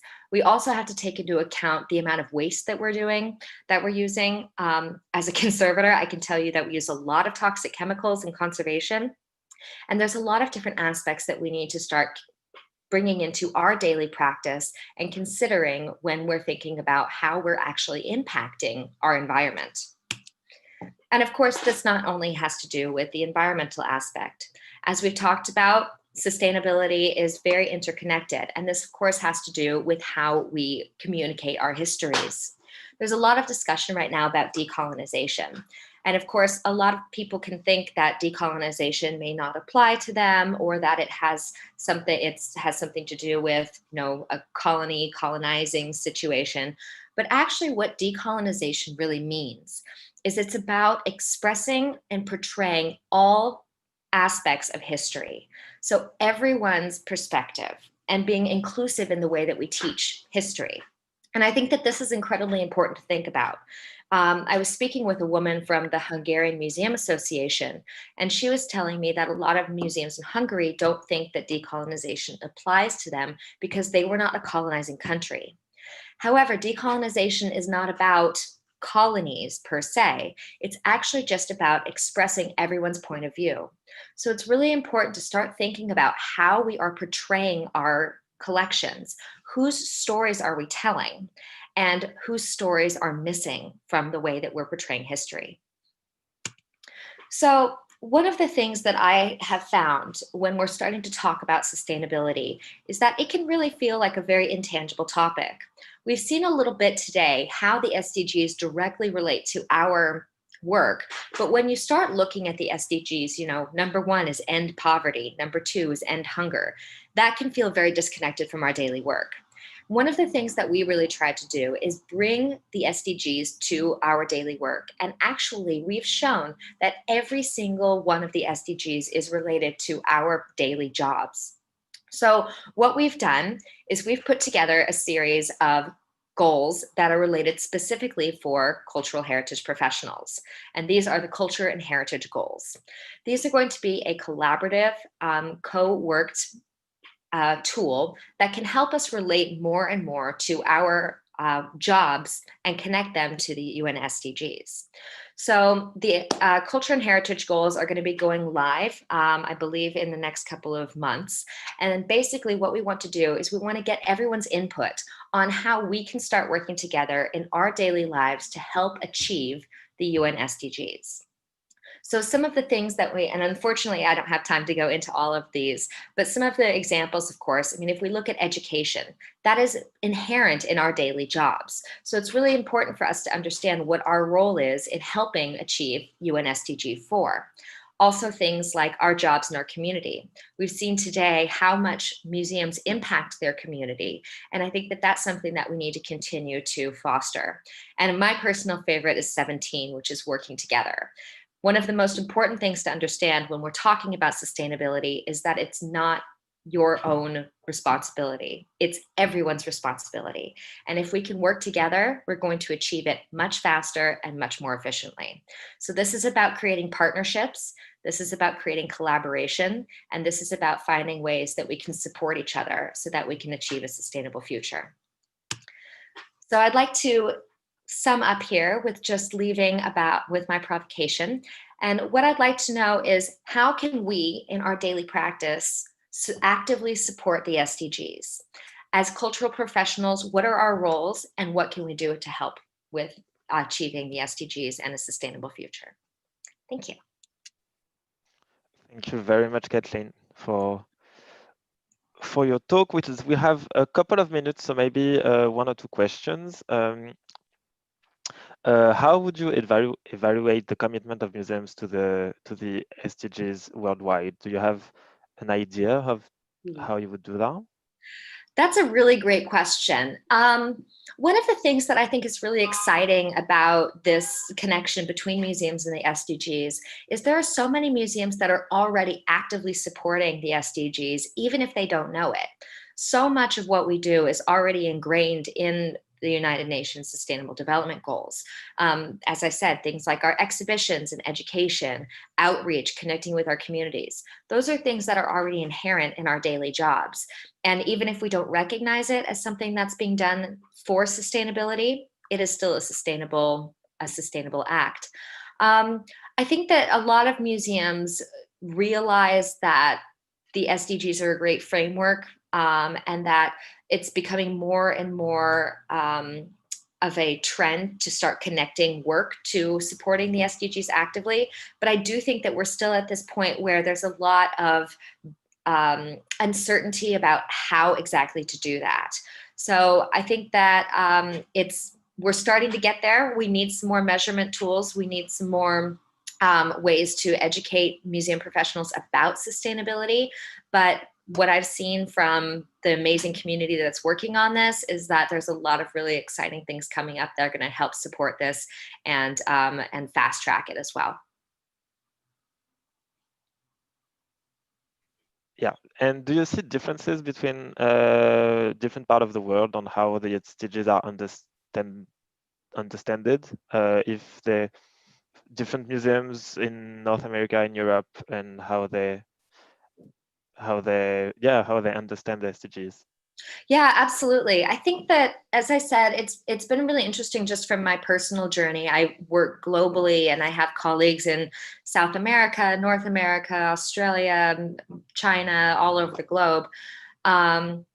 And it is really interesting because when you start talking about sustainability, you get different reactions. I have a colleague in Brazil that when we start talking about sustainability, she immediately goes to social justice. And of course, that's a huge issue right now. And you can't go out and protest in the streets without risking getting shot and killed. And it's a very serious concern. But when I'm talking to a colleague of mine in Canada, he says that climate change is the most important thing and that everything else will fall into place if we can solve the climate crisis. I have colleagues in Mozambique who I was speaking to about sustainability, and he said, Caitlin, that's a totally Western concept. You say sustainability down here and no one knows what you're talking about. And I think that one of the lessons that I've learned on this is that while different aspects of sustainability may be more prevalent in different parts of the world or to different people, to different individuals, they're all completely interconnected. You cannot talk about the burning of the Amazon without talking about Black Lives Matter, without talking about loss of biodiversity, without talking about the global pandemic. They all have so much interaction. And so it's really important. I mean, even while some people may feel that one issue is more important than the other, we need all hands on deck in all aspects and all themes within sustainability. So it's, yeah, it's definitely something that maybe some people have different priorities on, but they're all completely interconnected. Yeah, awesome. Thank you very much, Caitlin, for today and for joining us. Mindful of time, we are continuing, and we are now going to welcome Anne-Sophie Norm. I'm just going to share my screen.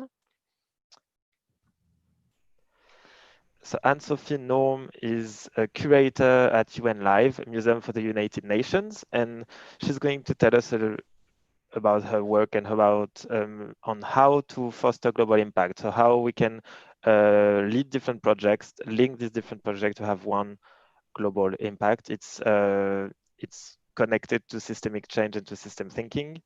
Anne-Sophie Norm, you have the mic. I'll let you share your screen now. Thank you for joining us today. Thank you, Maxim, and it's great to be here. Let me just find my share button. Do you see my full screen, or do you see the other windows? We don't see the full screen. We see your full screen, but you need to share the presentation.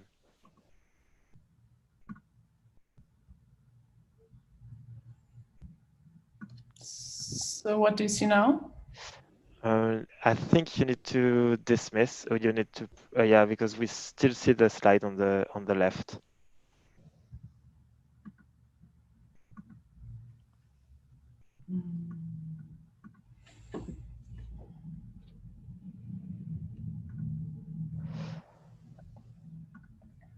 Maybe you can share your screen then. If you want, just let me know. So you need to stop sharing yours. Yeah, okay.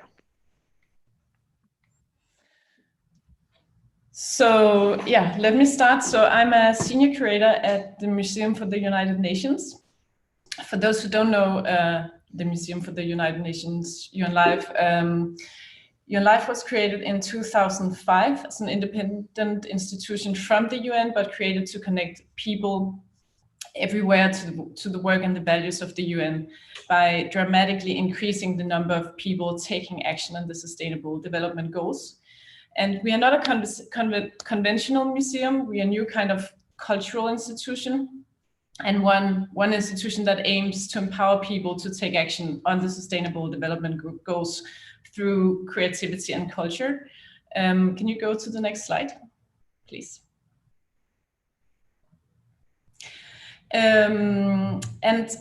Today I want to take this opportunity to talk about a project that we are currently working on that is about uniting museums worldwide as an opportunity to take action together. And what we believe is very much that we need global change now, but that global does not exist in the real world. What exists and what really matters is local everywhere.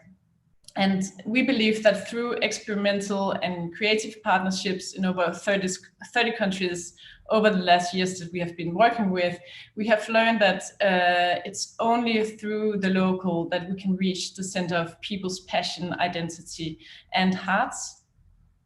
And so local really matters. This is where deep personal change happens through culture, and that culture is for everyone and everyone is a part of it.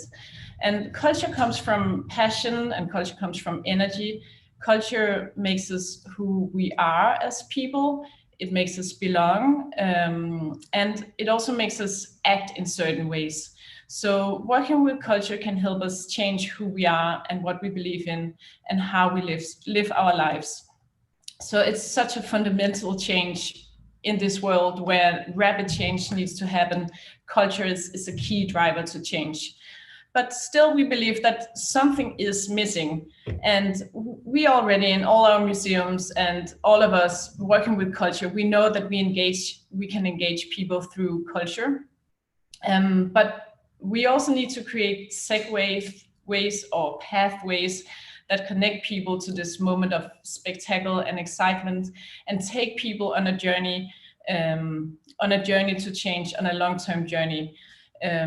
And we really believe that it's an untapped potential to connect the power of culture and cultural works with the finding of big data and behavioral change, the knowledge of behavioral change, and that this can allow us reach an impact at scale across the world. And I'm just taking a sip of water. We know from behavioral science, we know that people need to feel personally affected to change behavior. We know that people have trouble sustaining new behaviors when immediate and tangible feedback is absent, and that people feel emotionally distant from others when other people are geographically or timely removed from them. So climate change issues fall under all these categories, right? And museums are uniquely placed at the same time to tackle all these issues. So you can press new slides, please. So imagine if museums would come together in a global mission where each of the individual museums would use their local physical presence, their historical relevance, their societal trust, their ability to make the world's biggest issues feel relevant and close to people through experiences that connected people in space, in the museums, and across time, with this one clear, razor-sharp purpose to drive change and action. And imagine then if we would bolster this impact of each of these locally relevant experiences with a shared opportunity to enable people and enable also museums workers and their audience to pledge and measure and sustain changed action. Not alone, but together, all of us together. And this is really the core of this, that we need as a sector and this world need us, all of us, to stand together, the global, the South, the small and the big. We need to come together as a sector in society, but we also need to open up our museum sector to other sectors in society. And we want to be a part of sending this strong signal by suggesting and creating a tool that can enable us all to measure and drive impact together. So there are many ways to create pathways or segues to connect moments of excitement with a commitment to change. And this one that I want to talk about today is one of them, but we are very excited about this. So if you can change the slides, please. So for one back, thanks. For the first time ever, a diverse coalition of culture and faith and sport and cities and businesses around the world has come together in an unprecedented global campaign to inspire 1 billion people to take action and practical steps to reduce carbon dioxide and to measure this and use this as a tool to challenge their leaders, not just measure and show how each of these different cultural or brands or sports can have an impact and drive change, but also use this as a tool to pressure leaders to obtain policy change. And so CounterSyn was launched last month with TED Countdown, a global initiative powered by TED and future stewards. And Your Life has been one of the founding members of CounterSyn, and we want to spread this tool to both prove and help drive impact of culture for climate change action. So CounterSyn sets out 16 practical and high impact steps for individuals and institutions, so workers and institutions, that they can take to protect the planet.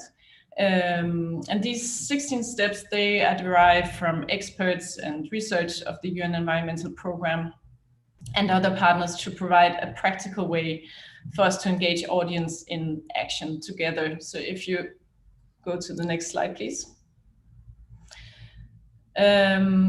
So what we are proposing here is so the opportunity with CounterSyn is to create a kind of a no-label platform. So everyone can use this platform. Behind this, there is an aggregator that's created on this scientific grid that's measuring, when you are pledging action, it's measuring the change from your carbon dioxide footprint in relation to what you have been doing before and in relation to the action you are taking.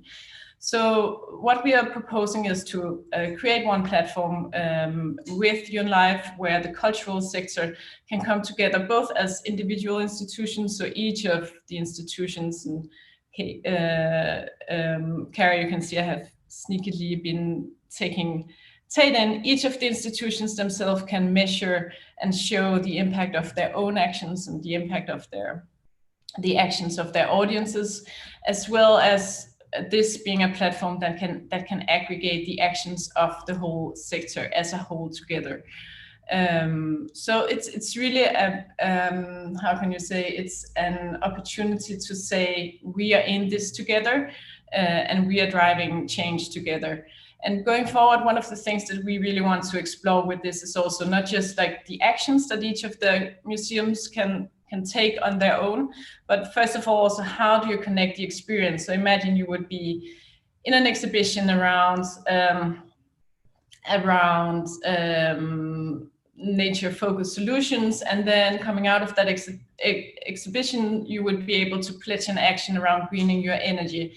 So we want to find actions that are related to the cultural experience in the museum, but also find ways to connect the different museums or to tell stories around how museums are working across different countries around shared topics, but with very different local angles on these topics. Next slide, please.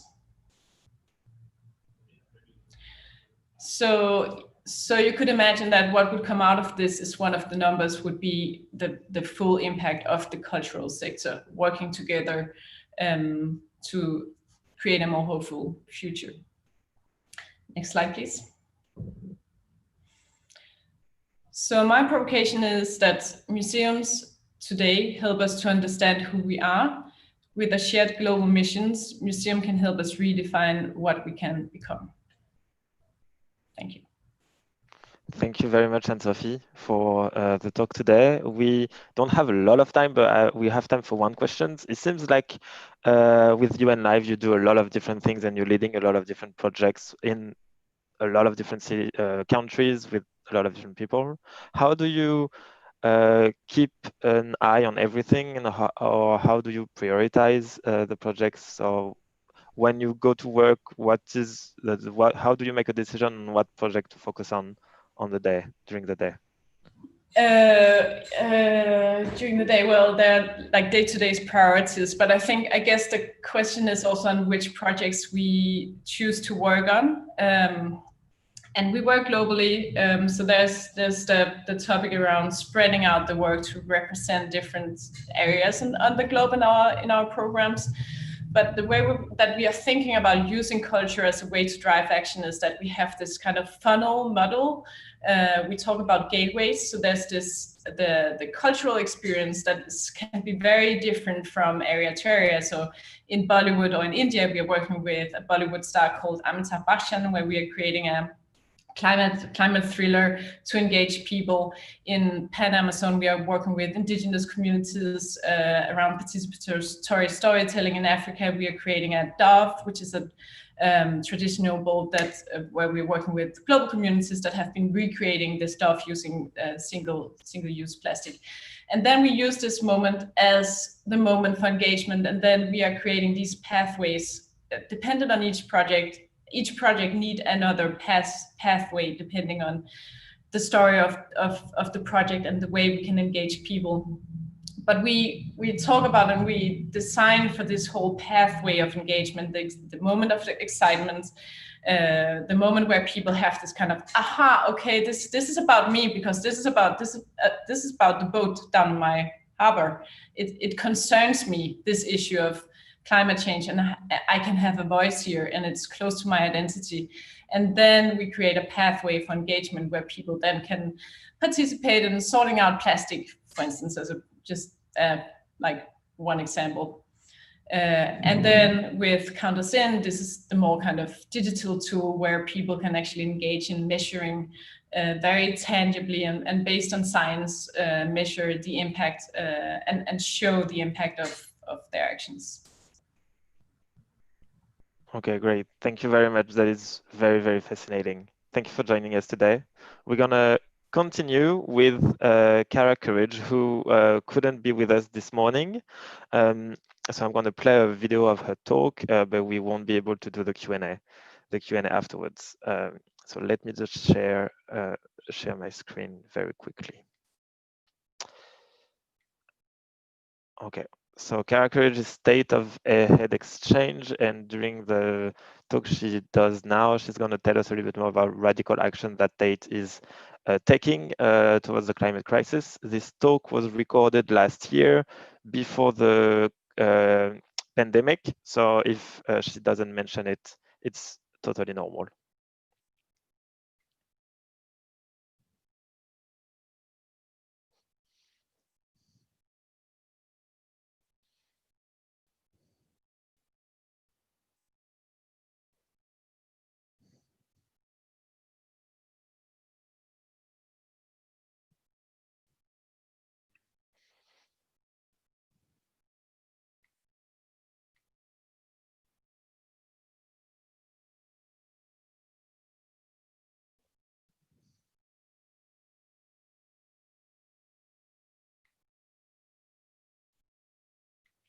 Okay, 1 minute, and let me just do this again.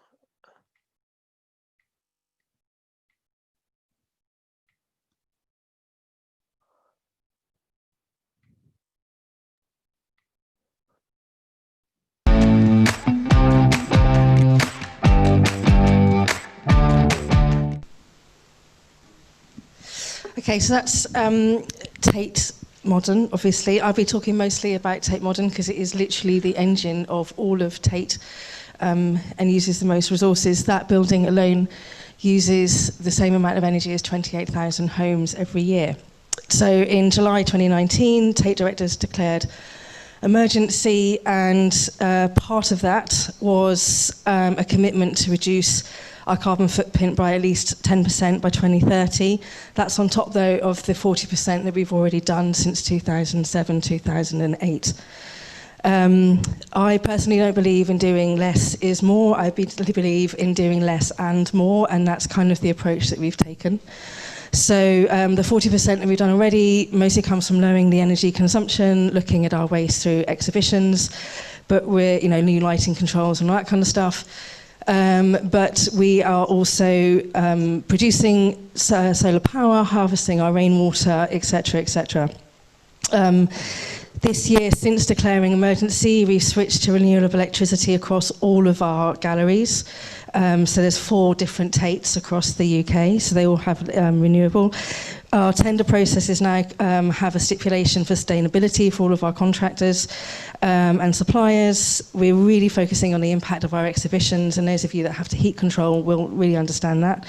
And we're considering what our platform is to have that conversation and action with the public.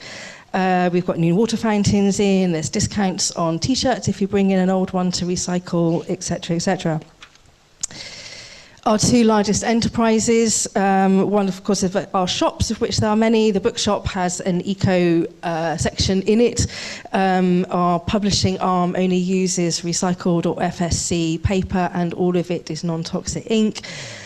But recently they've come up with this policy, which is coming into place now, and I absolutely love it. And that is one thing that I have been inspired by as well.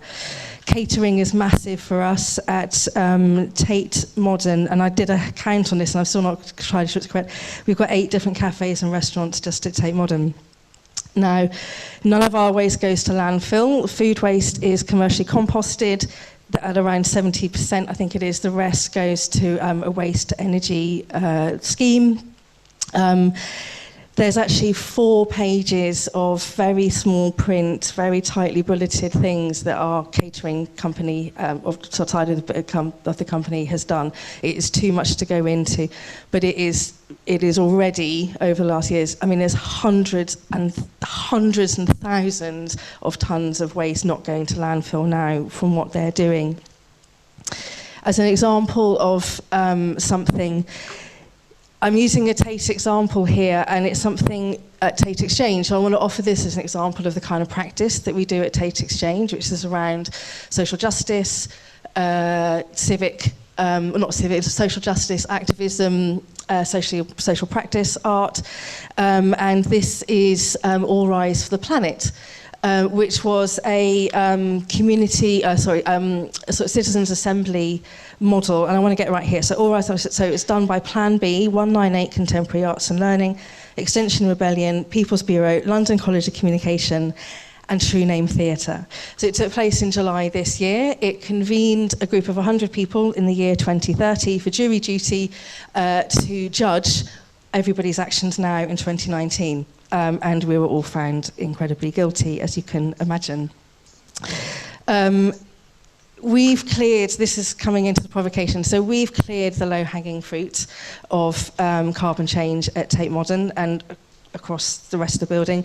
So we're now in the really systemic stuff, which is complex and difficult, and it will bring about change front and back in house in all sorts of different ways. Change in museums, as we're probably all aware, is contingent on so many factors. And we go through processes of very deep thought because we need to know that what we're doing is right. I don't want to change that, but how do we work at that pace when realizing that climate emergency is not going to wait for us?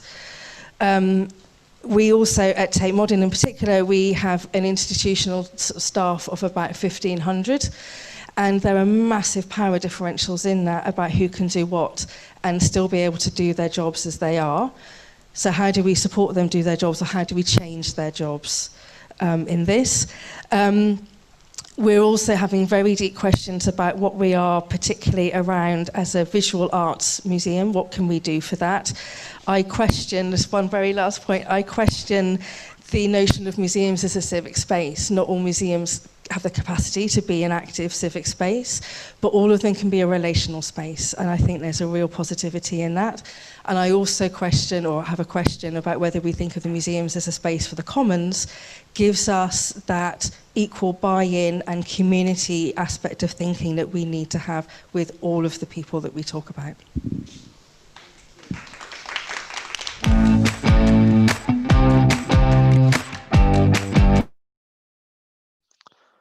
All right, that was Cara Courage from Tate Exchange on video. This is time for our break, so we are off for about 6 minutes. We're coming back at 12:10, so we have 6 minutes. Thank you very much for joining, and see you in a bit.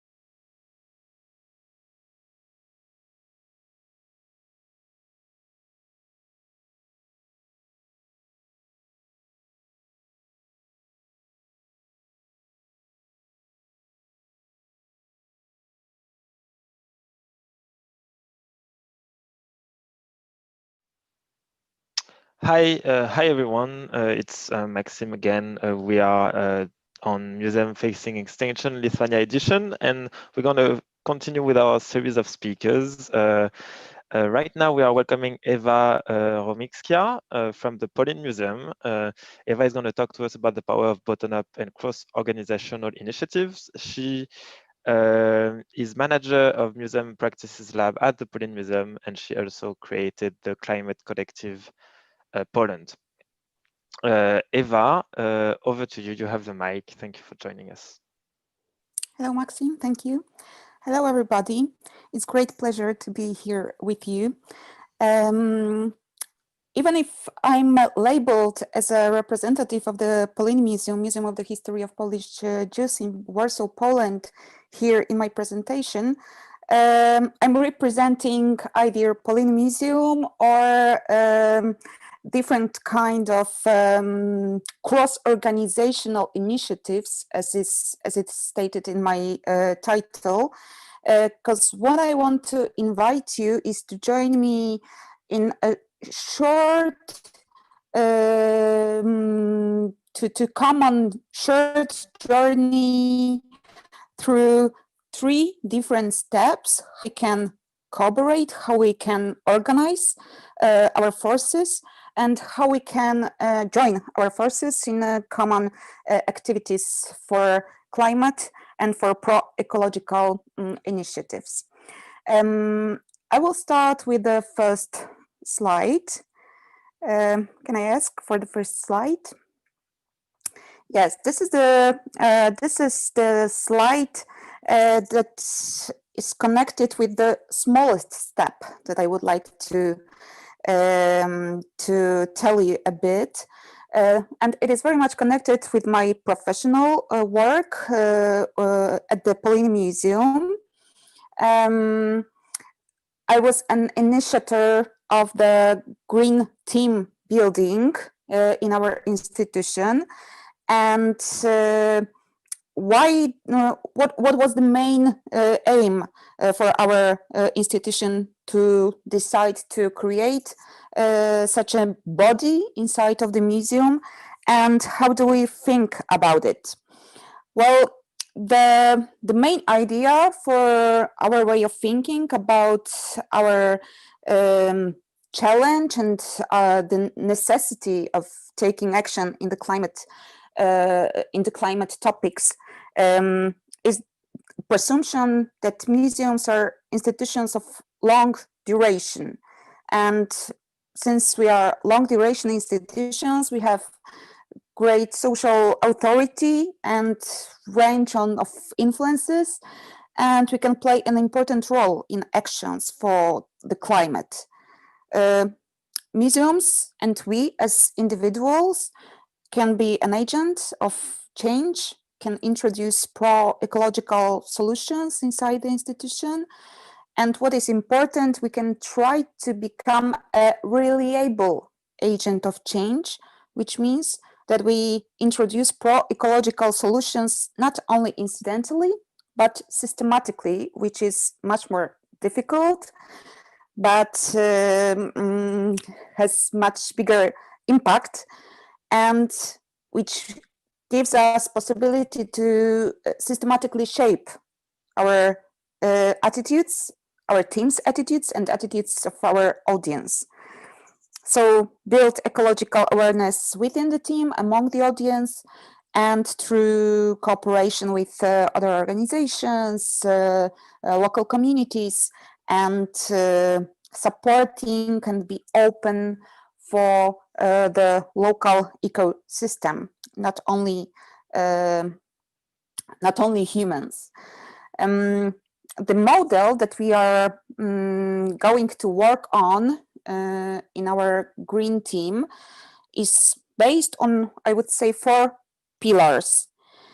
Green building or green infrastructure is a very important pillar, but not the only one. So I would invite you to imagine 4 pillars, and let's draw it in our minds. First, green museum. which is about building actually and daily practices of the institution. And if we would like to define how we can think about this sphere, this zone, then we would find there topics like reducing the amount of materials used, the paper, water, electricity, and reducing the amount of waste generated, increasing the efficiency of the waste segregation, but also taking into consideration environmental aspects when changing exhibitions or when creating or producing some events. I mean, the topics like catering, transport, promotion channels, etc. This is the first pillar.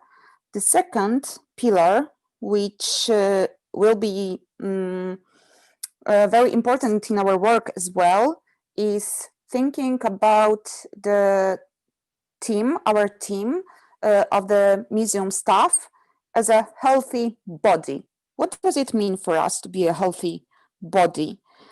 It means that we would like to reflect ourselves and to make kind of auto-reflection and to check if we are really promoting work-life balance in our daily work, if the employee rights are really respected, if the fair remuneration is based on transparent rules, if we have good communication in our team and rational management of resources,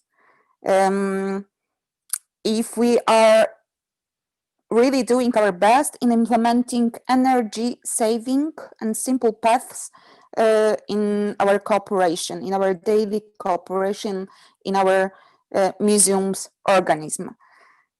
The third pillar will be care for the local community and the local system, ecosystem. So we are talking now about neighborhood. And what is important for us is creating awareness about the impact of the museum on the daily life of the local community and our mutual connections, taking position by the museum on matters that can improve conditions for the functioning of the local community, cooperation with local residents and organizations, and including in shaping the local program and building relationships. The fourth pillar is, I would say, act locally, think globally. So we enter now the sphere of program and advocacy, I would say. And how do we think about this sphere?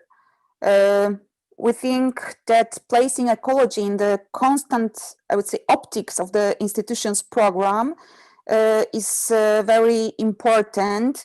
And very important is promoting eco-changes introduced in the museums as a trend worth following, either by the other institutions or worth following by the audience, by participants of our events, our initiatives.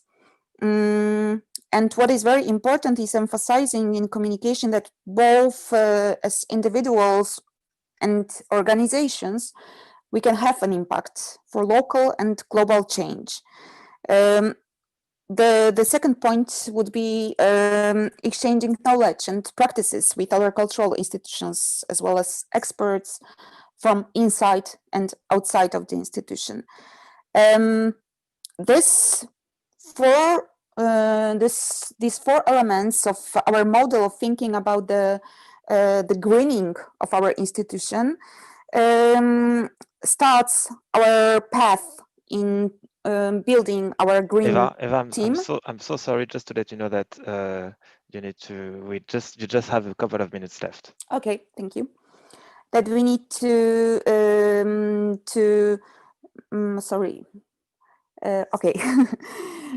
that we need to work in our green team, and the first step that we are planning to do in our work is systematization of knowledge about the activities of the museum.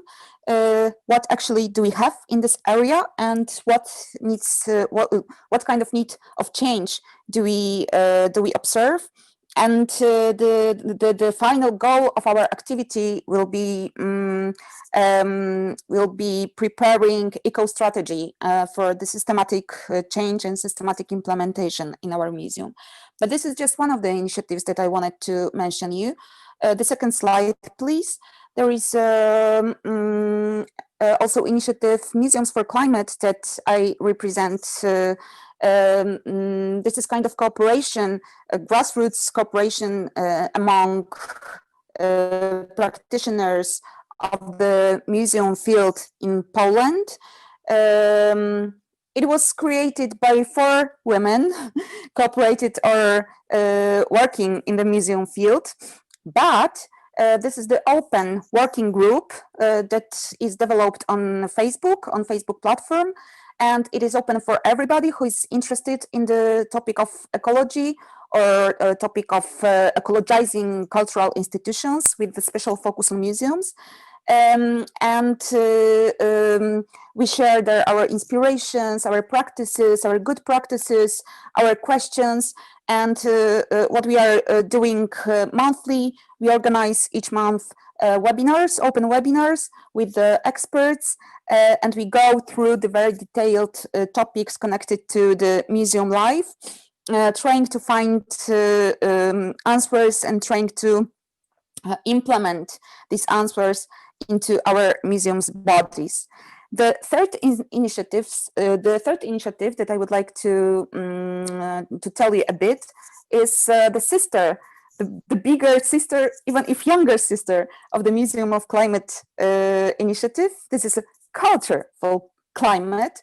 This is a grassroots initiative, again, combining practitioners of culture working for the ecologizing of cultural institutions. So not only museums, but cultural sector overall, I would say. And this initiative includes representatives of the New Theatre, for example, Center for Contemporary Arts, the Henta Gallery, Polin Museum, but also Museum of Modern Art. But there is also an interesting member, Cultural Office of the capital city of Warsaw, as well as independent curators. And we all joined our forces, and Climate-KIC, that is co-organizing this event, today's event, is interested to support us in these efforts as well, which is absolutely great. And we want to create a website aimed at the cultural community of employees and audiences. And purpose of this website would be to familiarize the cultural sector with the topic and to provide kind of a very accessible toolkit or a collection of good practices for the cultural sector about how to introduce changes in the institution with a special focus on areas that I would say are at hand, are not costly or time consuming. Sorry, if you could just wrap up quickly, because we need to be mindful of the next of the series of speakers. So I would like just to invite you and to support you in your efforts, how we can make our impact stronger, or how we can share our knowledge, how we can support each other. Let's look for alliances. Let's cooperate together. Let's collaborate together. And these 3 initiatives that I mentioned, they are 3 initiatives from the Polish ground. I hope they will be kind of guidance for you, how we can support each other and how we can cooperate. Thank you so much. Thank you very much, Eva, for your talk today. Just being mindful of time, we're going to move very quickly and right now to the next speaker of the morning, who is Bridgette Mckenzie, the founding director of the Climate Museum UK. She's going to tell us a little bit more about what the Climate Museum UK does and about new ways of telling stories about the climate crisis to convey what we want to convey to the right audiences. Bridgette, I am stopping sharing my screen so you can share yours. Okay, thank you.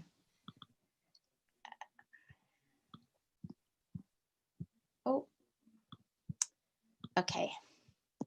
So thank you, Eva, for that. I'm going to talk a little bit about my project, my organisation, Climate Museum UK, and it follows on nicely because we are actually a team that is building community, and also I'm involved in the movement called Culture Declares Emergency.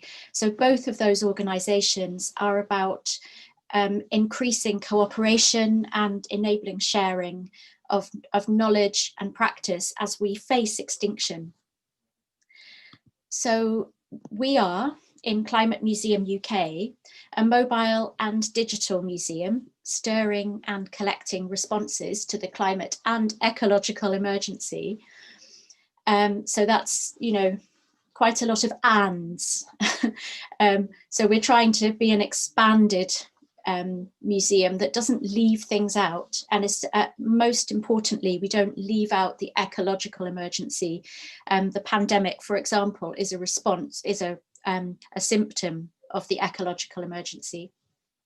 We're a team of creative people based in the UK, all passionate about the planet, and we produce and gather art, objects, ideas, games and books, and then we use these in activations to engage people. So these activations help people to play, make, think and talk about the Earth crisis and to open their imaginations to possible futures. In normal times, these take place in community centres and arts organisations, but in recent months, of course, they've been held online. We are a wild team, so we have this notion that we are like mycorrhizae, to refer to what Asha was talking about this morning. We're spreading out across the UK, responding to local needs, and we're each as individual members growing our collections in our own studios, our own homes. So it's, you know, it's a very different idea. A museum is normally like a warehouse where collections come into one place, but we're spreading out to where we need to activate communities, where we need to work with people.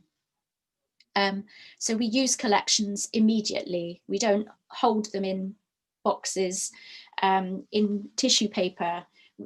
Things are used, and it doesn't matter if we don't conserve them, because we don't really know quite how much time we have left for museum, for the notion of posterity.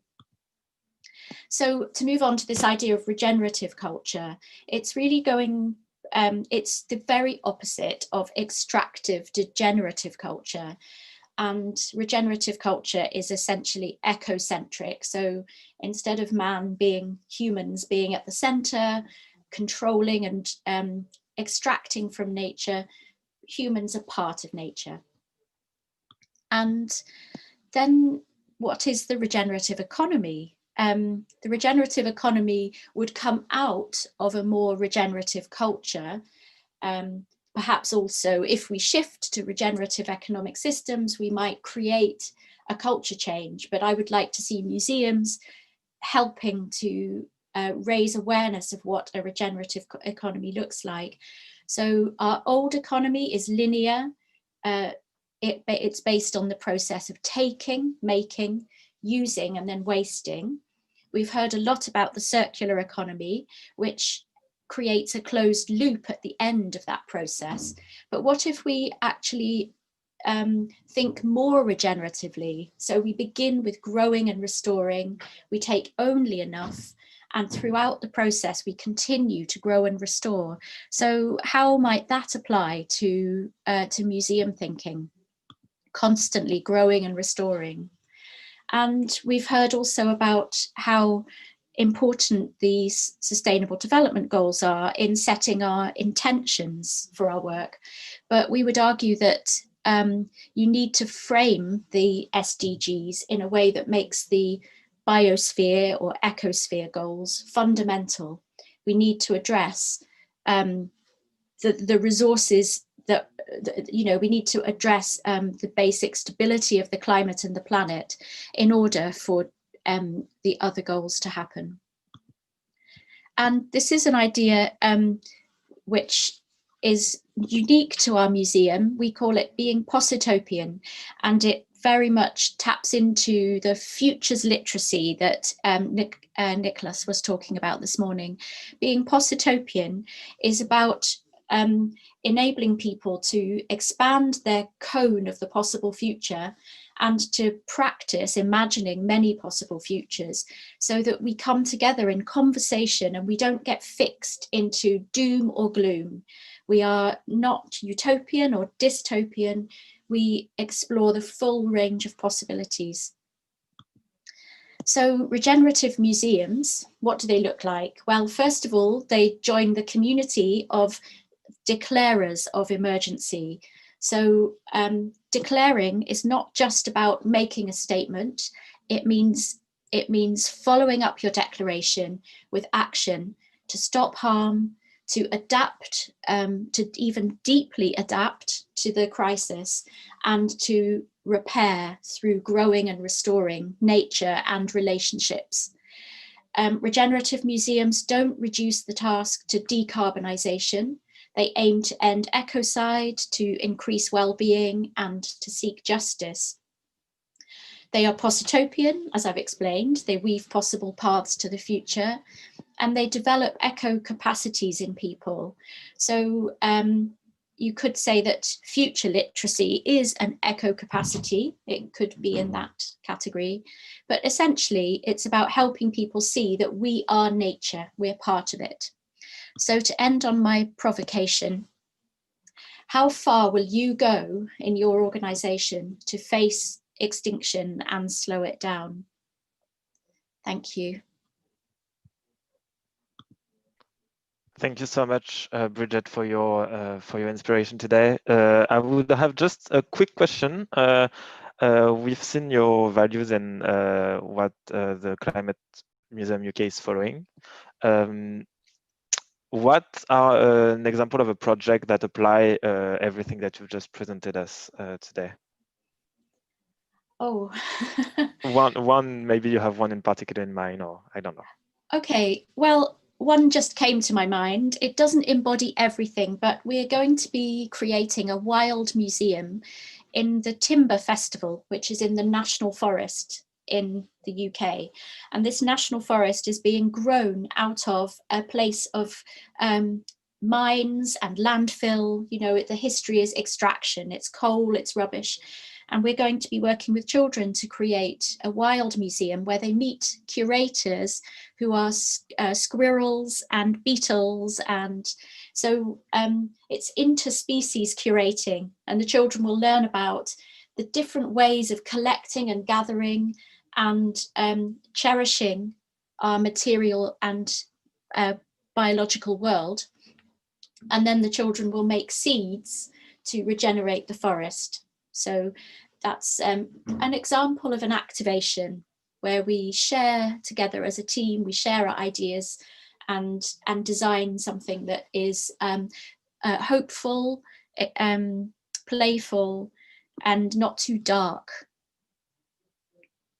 Awesome. Yeah. Thank you very much for this, and thank you very much for your presentation today. We're gonna follow with our next speaker, who is as Cara Courage before this morning. She's not here with us today, but we have a video of a presentation she did last year at Museum Facing Extinction Berlin. It's Camilla Tam, who is an Anthropocene Engagement Manager at the Natural History Museum of London. And she is going to present what the Natural History Museum of London is doing to talk better about the climate crisis. So I'm gonna just play a video. While I look for the video, I'll just me remind you that you can ask your question on the chats on Zoom or on YouTube during the presentation, so we can select them afterwards. He is, and I'm starting the video of Camilla. specifically as Anthropocene Engagement Manager. So it's a new, so I work at the Natural History Museum. I've been there for about 5.5 years. For most of that time, it's been working with our scientists to encourage them to talk about their research to the public. For the past 3.5 months, it's been specifically as Anthropocene Engagement Manager. So it's a new post, it's very different, and it's very much tackling how should we talk about this thing, the Anthropocene, which is a massive mess. But, okay, so let's go. Okay, so how does the Natural History Museum talk about climate change? So predominantly through very key things, our permanent gallery spaces, online, and by online I mean our website as well as social media, temporary exhibitions, which tend to last between sort of 6 and 9 months, and events where people come into the museum, we engage with them, we interact with them, and we engage them with our science and collections. So I'm going to quickly whip you through some of those key things. A lot of that I think we're doing really well. A lot of that I think there's room for a lot of improvement. We're a very old institution, so we have a lot to learn. So here are, apologies if you can't read that well, but there's a picture of one of the panels in one of our galleries, and you can see it's 2 shots, but they're the same panel. So this is something that I think there's nothing inaccurate about it, but it's very dated, and I think you can feel that straight away. So the end of the world is nigh. That feels very kind of fatalistic, and I'm not sure what we want people to take away from that. On the left, it starts talking about the Industrial Revolution and talks about chlorofluorocarbons, and CFCs feels to me quite dated now. I think the Montreal Protocol was like the late 80s or something. We're now in 2019. And it's not that it's inaccurate, it's just that it feels dated. And I've circled those things there in yellow because changing climate, ? feels very dated in itself. And again, it's just the language there. As the temperature increases, there will be an increase. I mean, we're already in that place. Like, that future is right now, and that's not reflected in some of our gallery spaces. In our defense, I think some of these panels are from maybe the 90s or so. And if anyone works in a big old museum, you know how long it takes to change some of our permanent spaces, but that doesn't help. Another example here is we have a climate wall in a dedicated space in the museum. Again, there's nothing inaccurate about this information, and we always want to try and draw attention to our collections and what our collections can tell us about the changing climate and what our science is, what our scientists are doing. But there are a couple of things that, again, feel a little bit dated. The polar bear, if I see another image of a polar bear, we know that that doesn't really work anymore. And other things, like there's mention on one of the panels, I can't remember where it is, but there's something about, we say, increasing temperatures have an impact on species and their habitats. That's true. 33 of 37 UK dragonfly species have moved north since 1995. Also true. Species moving north doesn't really mean a lot to people. What do you mean move north? Is that a problem that they've flown further north? What does it really represent? It doesn't tell us that much. It doesn't emotionally resonate with anyone. And there's reference somewhere about computer modeling as well. Museum scientists study fossils of tiny ocean creatures. Their data helps us understand, their data helps other scientists develop computer models. Computer modeling, again, doesn't resonate with people. They don't really know what that means and how that helps us predict the future. But all of that is true. Our collections do these amazing things to be able to look back into the past and understand how our climate has shifted. It's very powerful. Our collections are incredible. That doesn't come across over here. And again, there's no call to action. There's no possible solutions for the future. There's nothing to make people come away from that and go, I can make a difference. I care about this. So it's fine, but it's not doing enough. Here's an example of an exhibition that we put on in 2015, Coral Reef Cities of the Sea. Here's where I think we started to do a little bit better. So this was 4 years ago. The whole premise of the exhibition was to highlight how beautiful the coral reef ecosystems are, how interconnected they are, hence the cities of the sea metaphor, that they're threatened. There are okay, I need to speak quicker, and what we can do for the future. Broadly, this exhibition did pretty well. We know from audience research that people were emotionally moved by it. They felt inspired by coral reefs. The one takeaway thing that we had was the message wasn't strong enough about what we should be doing to protect them and what action we should be taking. I would say we've gotten better with events, and this is not surprising because you can actually engage with people face to face and have discussions and dialogue with people at events. So very quickly, this is from a lakes at the end of last year. That massive inflatable earth is not normally there. It's from a Bristol-based artist called Luke Jerram. That earth is 7 meters in diameter, so it would pretty much fill most of this room. The idea was that people would come in, they'd get a sense of the fragility of our planet. Along with that, we had a lot of environmental earth scientists talking about cutting-edge science and how we're addressing the climate crisis. We also had a couple of theatre makers deliver an on-stage performance which was supposed to be very participatory. So they were great at acting out different scenarios, like how do you talk about the climate crisis and feel comfortable about it? And it proactively encouraged the audience to share their voice, which I thought was really powerful, and we haven't done much of that as a museum. So that was really, really great for us to get active audience participation. My provocation, sorry, am I allowed to say the provocation? Okay, it's just to briefly say, this is a really cheesy slide that I just found from the internet, which is supposed to be people having discussions. So I'm really keen for our museum to we're still very much seen as a place where we educate school kids, and it's a fun day out for the family, which it is, and both of those things are really important. But given the Anthropocene, given the climate crisis, I think museums should be those places where anyone feels that they can come together, debate, discuss, and talk about these challenging and frightening and complex issues. So I want to know how our museum, all of our museums, can be that place. Okay.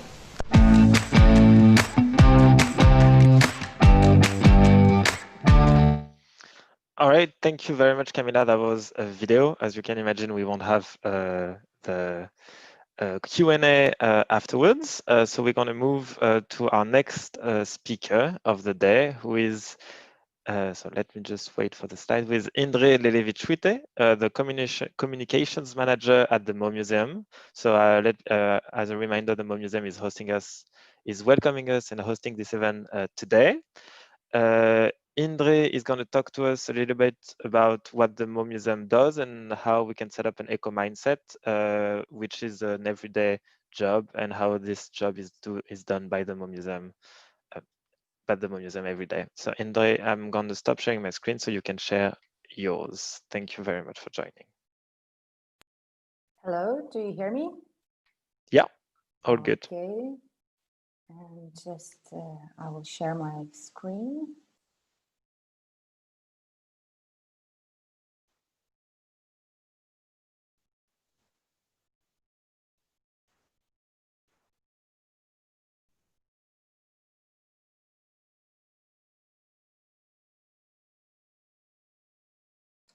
Can you see it right now?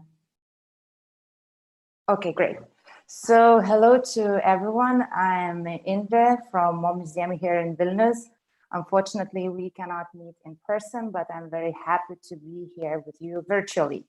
So today I will talk about a topic of how we set up an eco mindset. And to begin with, you can see most of our team here in this photo. And we are a museum based in Vilnius, which has been operating as a museum itself for almost 2 years. We've been a museum without walls for almost 10 years. But now, since 2018, we invite visitors to attend exhibitions, film screenings, educational activities, concerts, and different kind of events that are dedicated and geared to all age groups. So today I will tell you our story of how we work on the challenging and very important and a wide subject matter, how we set up an eco mindset. And to begin with, we always believe that having this in mind, inclusion is a topic that cannot be forgotten. And I will go through 5 different examples of Mo Museum everyday life and what we mean by saying inclusion. And to begin with is building and nurturing communities. And we have a wide group of different communities. Our modernist loyalty program, that are the members of the museum, benefactors, business clubs, teachers pass, the community of teachers, online community that are the subscribers of our newsletter and the ones who are seeking for inspiring content about art and culture. We have 140 volunteers that is renewed twice a year for every main exhibition. We try to make comfortable experience for everybody at the museum, and we do everything to help people with disabilities feel comfortable in the museum spaces. We tailor activities to accommodate all the needs. For example, the guided tours for senior citizens, for parents with the little ones, as you can see in the photos, the guided tours for our neighbors and for different communities. We also provide free of charge content online, and our all collection is digitalized and can be available free of charge wherever you are. It doesn't matter what time you want to see it. And we try to welcome all the socially sensitive groups in the museum. We have an extensive discount system for them. And due to the help of other visitors and benefactors, we are able to accept socially sensitive groups free of charge. And we are in the project with the British Council for the moment that enables our educators and our members of the museum team to go directly to socially vulnerable communities with our different educational activities and to talk about a wide variety of subjects, including our eco mindset. And this July, having in mind that we are living in the time of pandemic, healthcare workers could visit more free of charge for the full month. And by doing all of it, we're very proud and very happy that this year we were awarded with an award that means Change of the Year, and we were chosen as the Change of the Year by the people with disabilities. And our events that held at Mo Museum are geared to meet the expectations of different communities. That's why we have even the meetings of gardening enthusiasts, different picnics that talk about sustainability and our impact to the environment. We have poetry readings, family Sundays, and etc. And by doing all of these activities and by operating as the museum, we always try to keep in mind the eco mindset. So now I will share with you a couple of our practical activities, what we do and what we implement in order to decrease the environmental impact and to highlight the importance of this topic in our local community. And to begin with, we can start with the museum, with the building itself. And the important aspect of this is the size of the building. And Mo Museum is a very compact building, and it contains all the necessary elements to accommodate an institution, and the spaces are very multifunctional. We try to optimize all the spaces and function very flexibly, and this contributes to the eco-friendliness of the building itself. It also occupies just less than half of the land, and almost a quarter of the site is dedicated to the green space. And we are proud of our naturalistic landscape that surrounds the museum building, and the plants are chosen following a natural style, so they are selected specifically, and they are depending on their durability and longevity, and that means that whatever time of the year you come to the museum, you can see it differently depending on what plants blossom and are available for that time. And of course, the main area of our activities are the exhibitions, and we have the eco mindset both from the technical part and from the conceptual part. And speaking about the technical examples, we try to reuse all the stores and the other materials as much as possible. We try to exploit the spaces to the fullest. And speaking about the conceptual part, we have 2 main exhibitions per year, 2 small exhibitions per year. And one of the good examples of how we include an eco mindset in thinking about the exhibition is one of our recent main exhibitions, The Origin of Species, 90s DNA, that attracted a huge audience of visitors and a lot of artifacts. So I'm so sorry to interrupt, just to let you know that you have a couple of minutes left. Of course. We had a lot of artifacts that were lent by Hmong community. Every exhibition is accompanied by an e-guide that is long-lasting, and everybody can be acquainted with the topic even after the exhibition is over.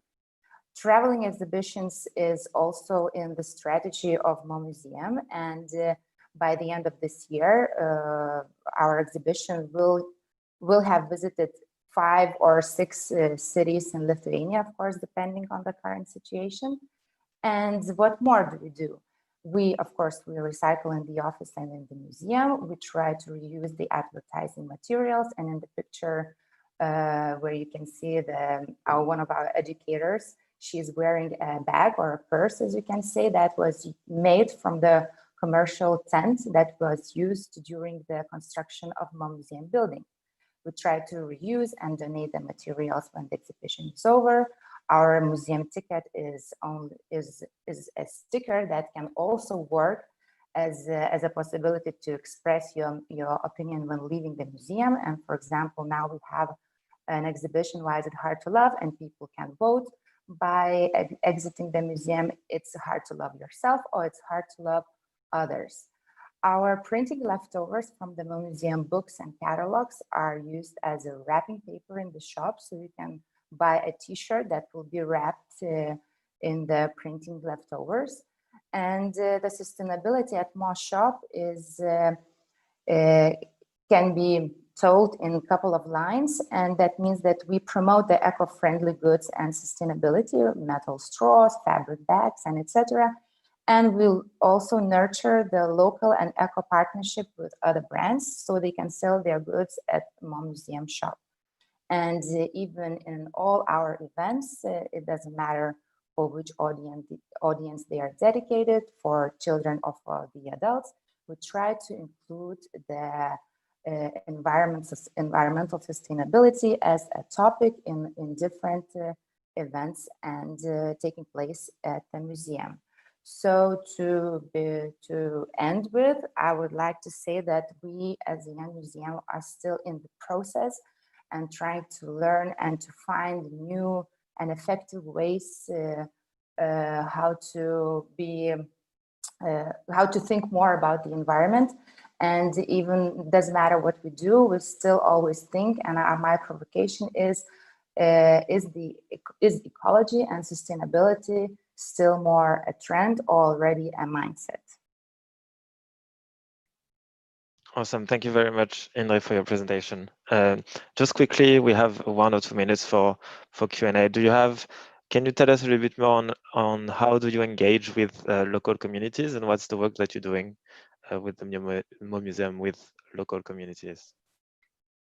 Actually, we have different communities. So, for example, even the birthday of the museum was celebrated with different audiences. We had a special events geared to our volunteers, to our neighbors, to our partners, and etc. As I mentioned before, for example, our naturalistic landscape attracts a community of gardeners.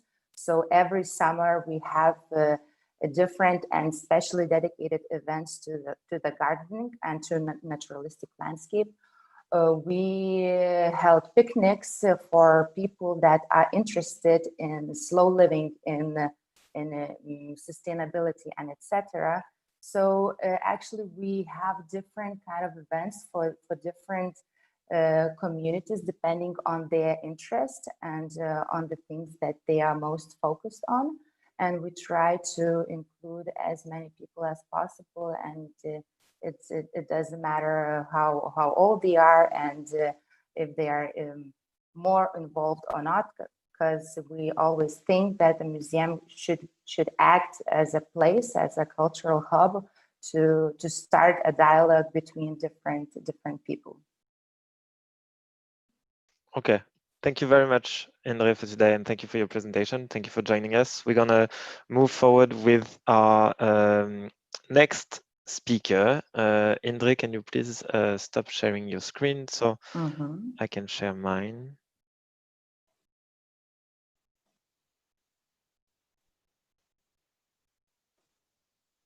Just a second. Yeah.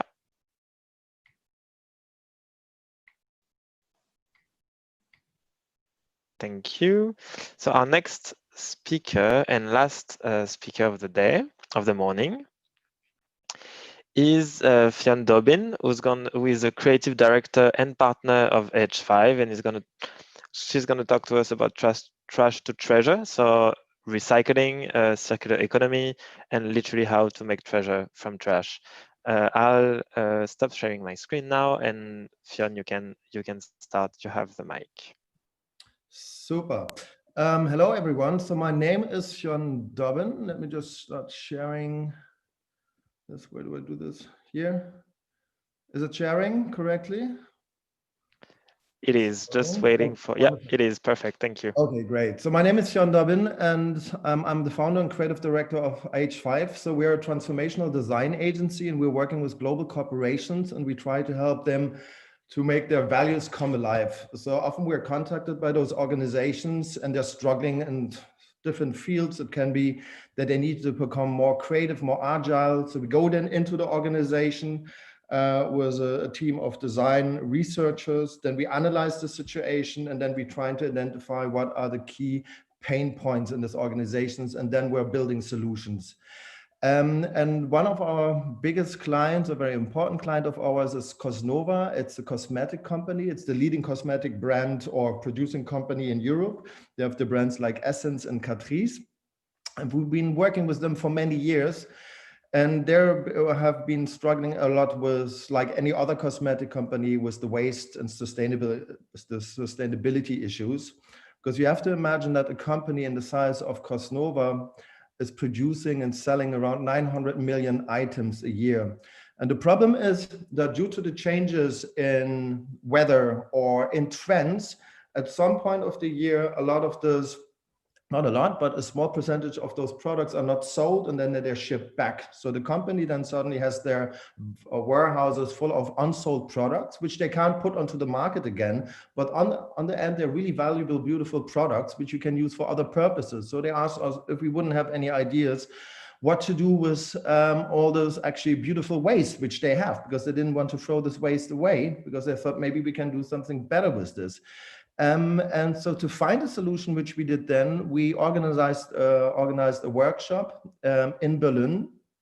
And with the organization, with a team from them, we went from one design studio to the next. In each design studio in Berlin, they were confronted with a certain type of waste problem which the organization has. So the one was working with cardboard and packaging. The other one was working with unsold nail polishes.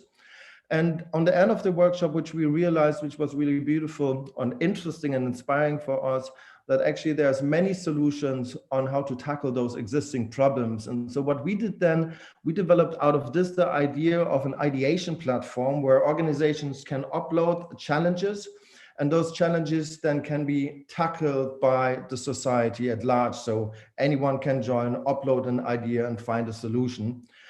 And so our goal was to develop this online platform, but before we wanted to launch this online platform, we thought what we should do is we should develop an offline experience to learn, to understand how people are dealing with this type of issues. And so we developed a space during the Salone, a furniture fair in Milano, where we had a pop-up store. And the people could enter the store. It was a small space, and we developed this kind of different tools and a menu, and there was a trash bar, and the participants who visited the space, they could choose from the trash bar different types of trash. So they got this trash, and then they went to a table and they ideated new solutions. So in a very short time, I think within 3 days, over 3,000 people visited the space, actively participated. We developed hundreds and thousands of different ideas, built real prototypes. After seeing the success and also how hungry and open people were to be part in finding problems for existing, finding solutions for existing problems, we were then ready to launch the digital platform of this. So we developed this digital platforms where we already collaborated with different organizations who gave us their trash, and then we tried to figure out how to solve this. And we started to work on targeted collaborations with outstanding designers. Here, for example, a very beautiful product. This is, for example, made from upcycled, unused nail polish bottles. And so what the studio from Berlin, Lola, did is they took this material, they grinded it down, and then they developed this beautiful terrazzo out of it, and they're building beautiful furniture from unsold nail polish bottles. And also on the previous page, actually what you could see, you can see people started to develop paintings, or from unused advertisement banners, they created beautiful lamps. So after seeing this success, I think what is very interesting is the topic of taking a problem and bringing it to the society. So because what we didn't do anymore, we didn't sit anymore there in a round of experts and trying to tackle this problem. We really brought it into the society at large, and we had students coming there, we had kindergartens joining in our space and participating. We had bus drivers and teachers and bakers and all working on the same problem. And I think this is also actually on the end, the question which I would like to leave there, the provocation. I really am interested in how to involve the public as such into the curatorial and into the design processes of the museum. How can we harvest the ideas from the people out there? How can we bring them there into the spaces? And how can we have a democratization of those processes? I think this is what I would like as an idea and as a learning from our Trash to Treasure project share with you. Thank you very much. Thank you very much, Fionn. And we have a question on the chat that as a follow-up is perfect. How do you see this project scaled to a cultural field? And do you have an advice for museum who wants to go on the same journey or work with trash to make treasures? Well, I think, well, of course, there's lots of possibilities in doing so. One can analyze where are the fields which needs to be innovated in the fields of sustainability. But I don't think museums now are the really big trash producers as such. Yeah, so I don't think also the cafeterias, of course, they can become more sustainable. One should think about the right packaging, which has been sold there. But I think actually for me, the big learning is how to involve the society as such into problem solution workshops, ideation processes. So I think this is something the museum could do, to invite people from the society, bring them into the building and use them as a design and as the expert team, because it's often very good not to only work with the experts on certain fields, but to work actually with the actual people and bring them in there and harvest their creativity. I think this is what a museum can do. Awesome, and thank you very much for your presentation today. That's fascinating. That's what you're doing. With pleasure. Yeah, thank you so much for the invitation. We have one last question on the chat. If you still have time, have you worked with museum shops already? Maybe in exhibition. Have you been in touch with museums? We haven't been in touch with museum shops, but I think this could be, of course, I mean, the items which we have designed so far, they're really out of outstanding creativity and really beautiful. So I think this is something also one can do if there's, for example, now some matters, sustainability issues in the museum, which one can't tackle so fast, that you kind of have to think about hacks like upcycling, because this is also very important to mention that this upcycling and as a hack, because the real solution lies somewhere different. And so also this big organization, Cosnova, they're working on IE and artificial intelligence, who can plan better and forecast trends and weather in a better way, that you don't overproduce certain items. In the same time, they're introducing sustainable packagings and so on. But for the fast solutions to have right now an impact, we need those fast hacks. And that's why we started this project. And I think from all the trash produced in a museum, from all the leftovers which are there, no matter is it from the canteen, no matter if it's from the packaging, the transportation of the artworks, from the exhibitions, the materials and so forth, the vitrine, the showcases. I think out of all of this material, actually one could involve designers, could involve creatives, could involve people who like to work with their hands and build beautiful souvenirs out of the museum. So it's not only that you actually take only a memory out of the museum home, but you take a real piece of the museum, a real piece of trash from the museum home as a piece of art, as a memory. And I think this is also something one could implement and take away as a learning. Awesome, thank you very much. And there's a lot to think about, and it's very inspirational. Thank you so much. So we're gonna wrap up now, because Fionn was our last speaker. Fionn, can you please unshare your screen so I can then share mine?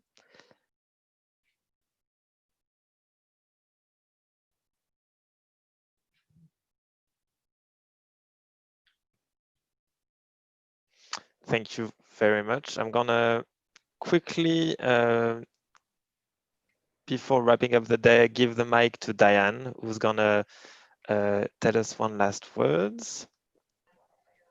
It was a fabulous morning, so I just wanted to send a very warm thank you to Christoph from EIT Climate-KIC and for his constant support, and to Milda from the Mo Museum and all our team for the fantastic help.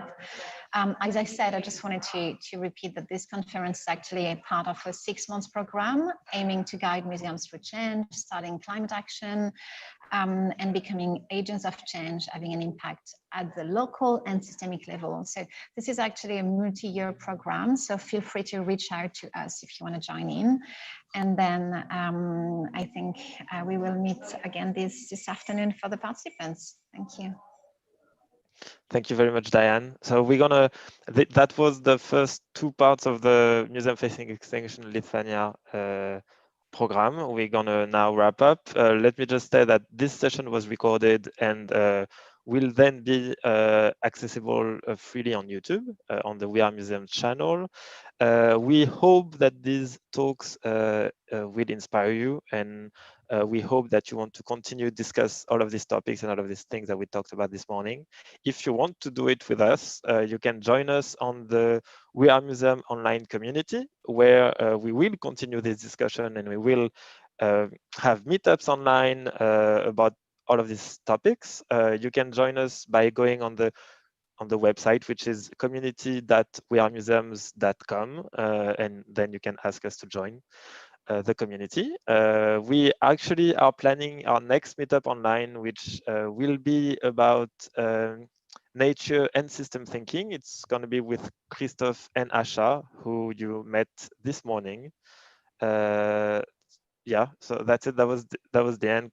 Come and join us on the community, and thank you everybody on YouTube and everybody on the Zoom for joining today, and thank you to all of the speakers of the morning.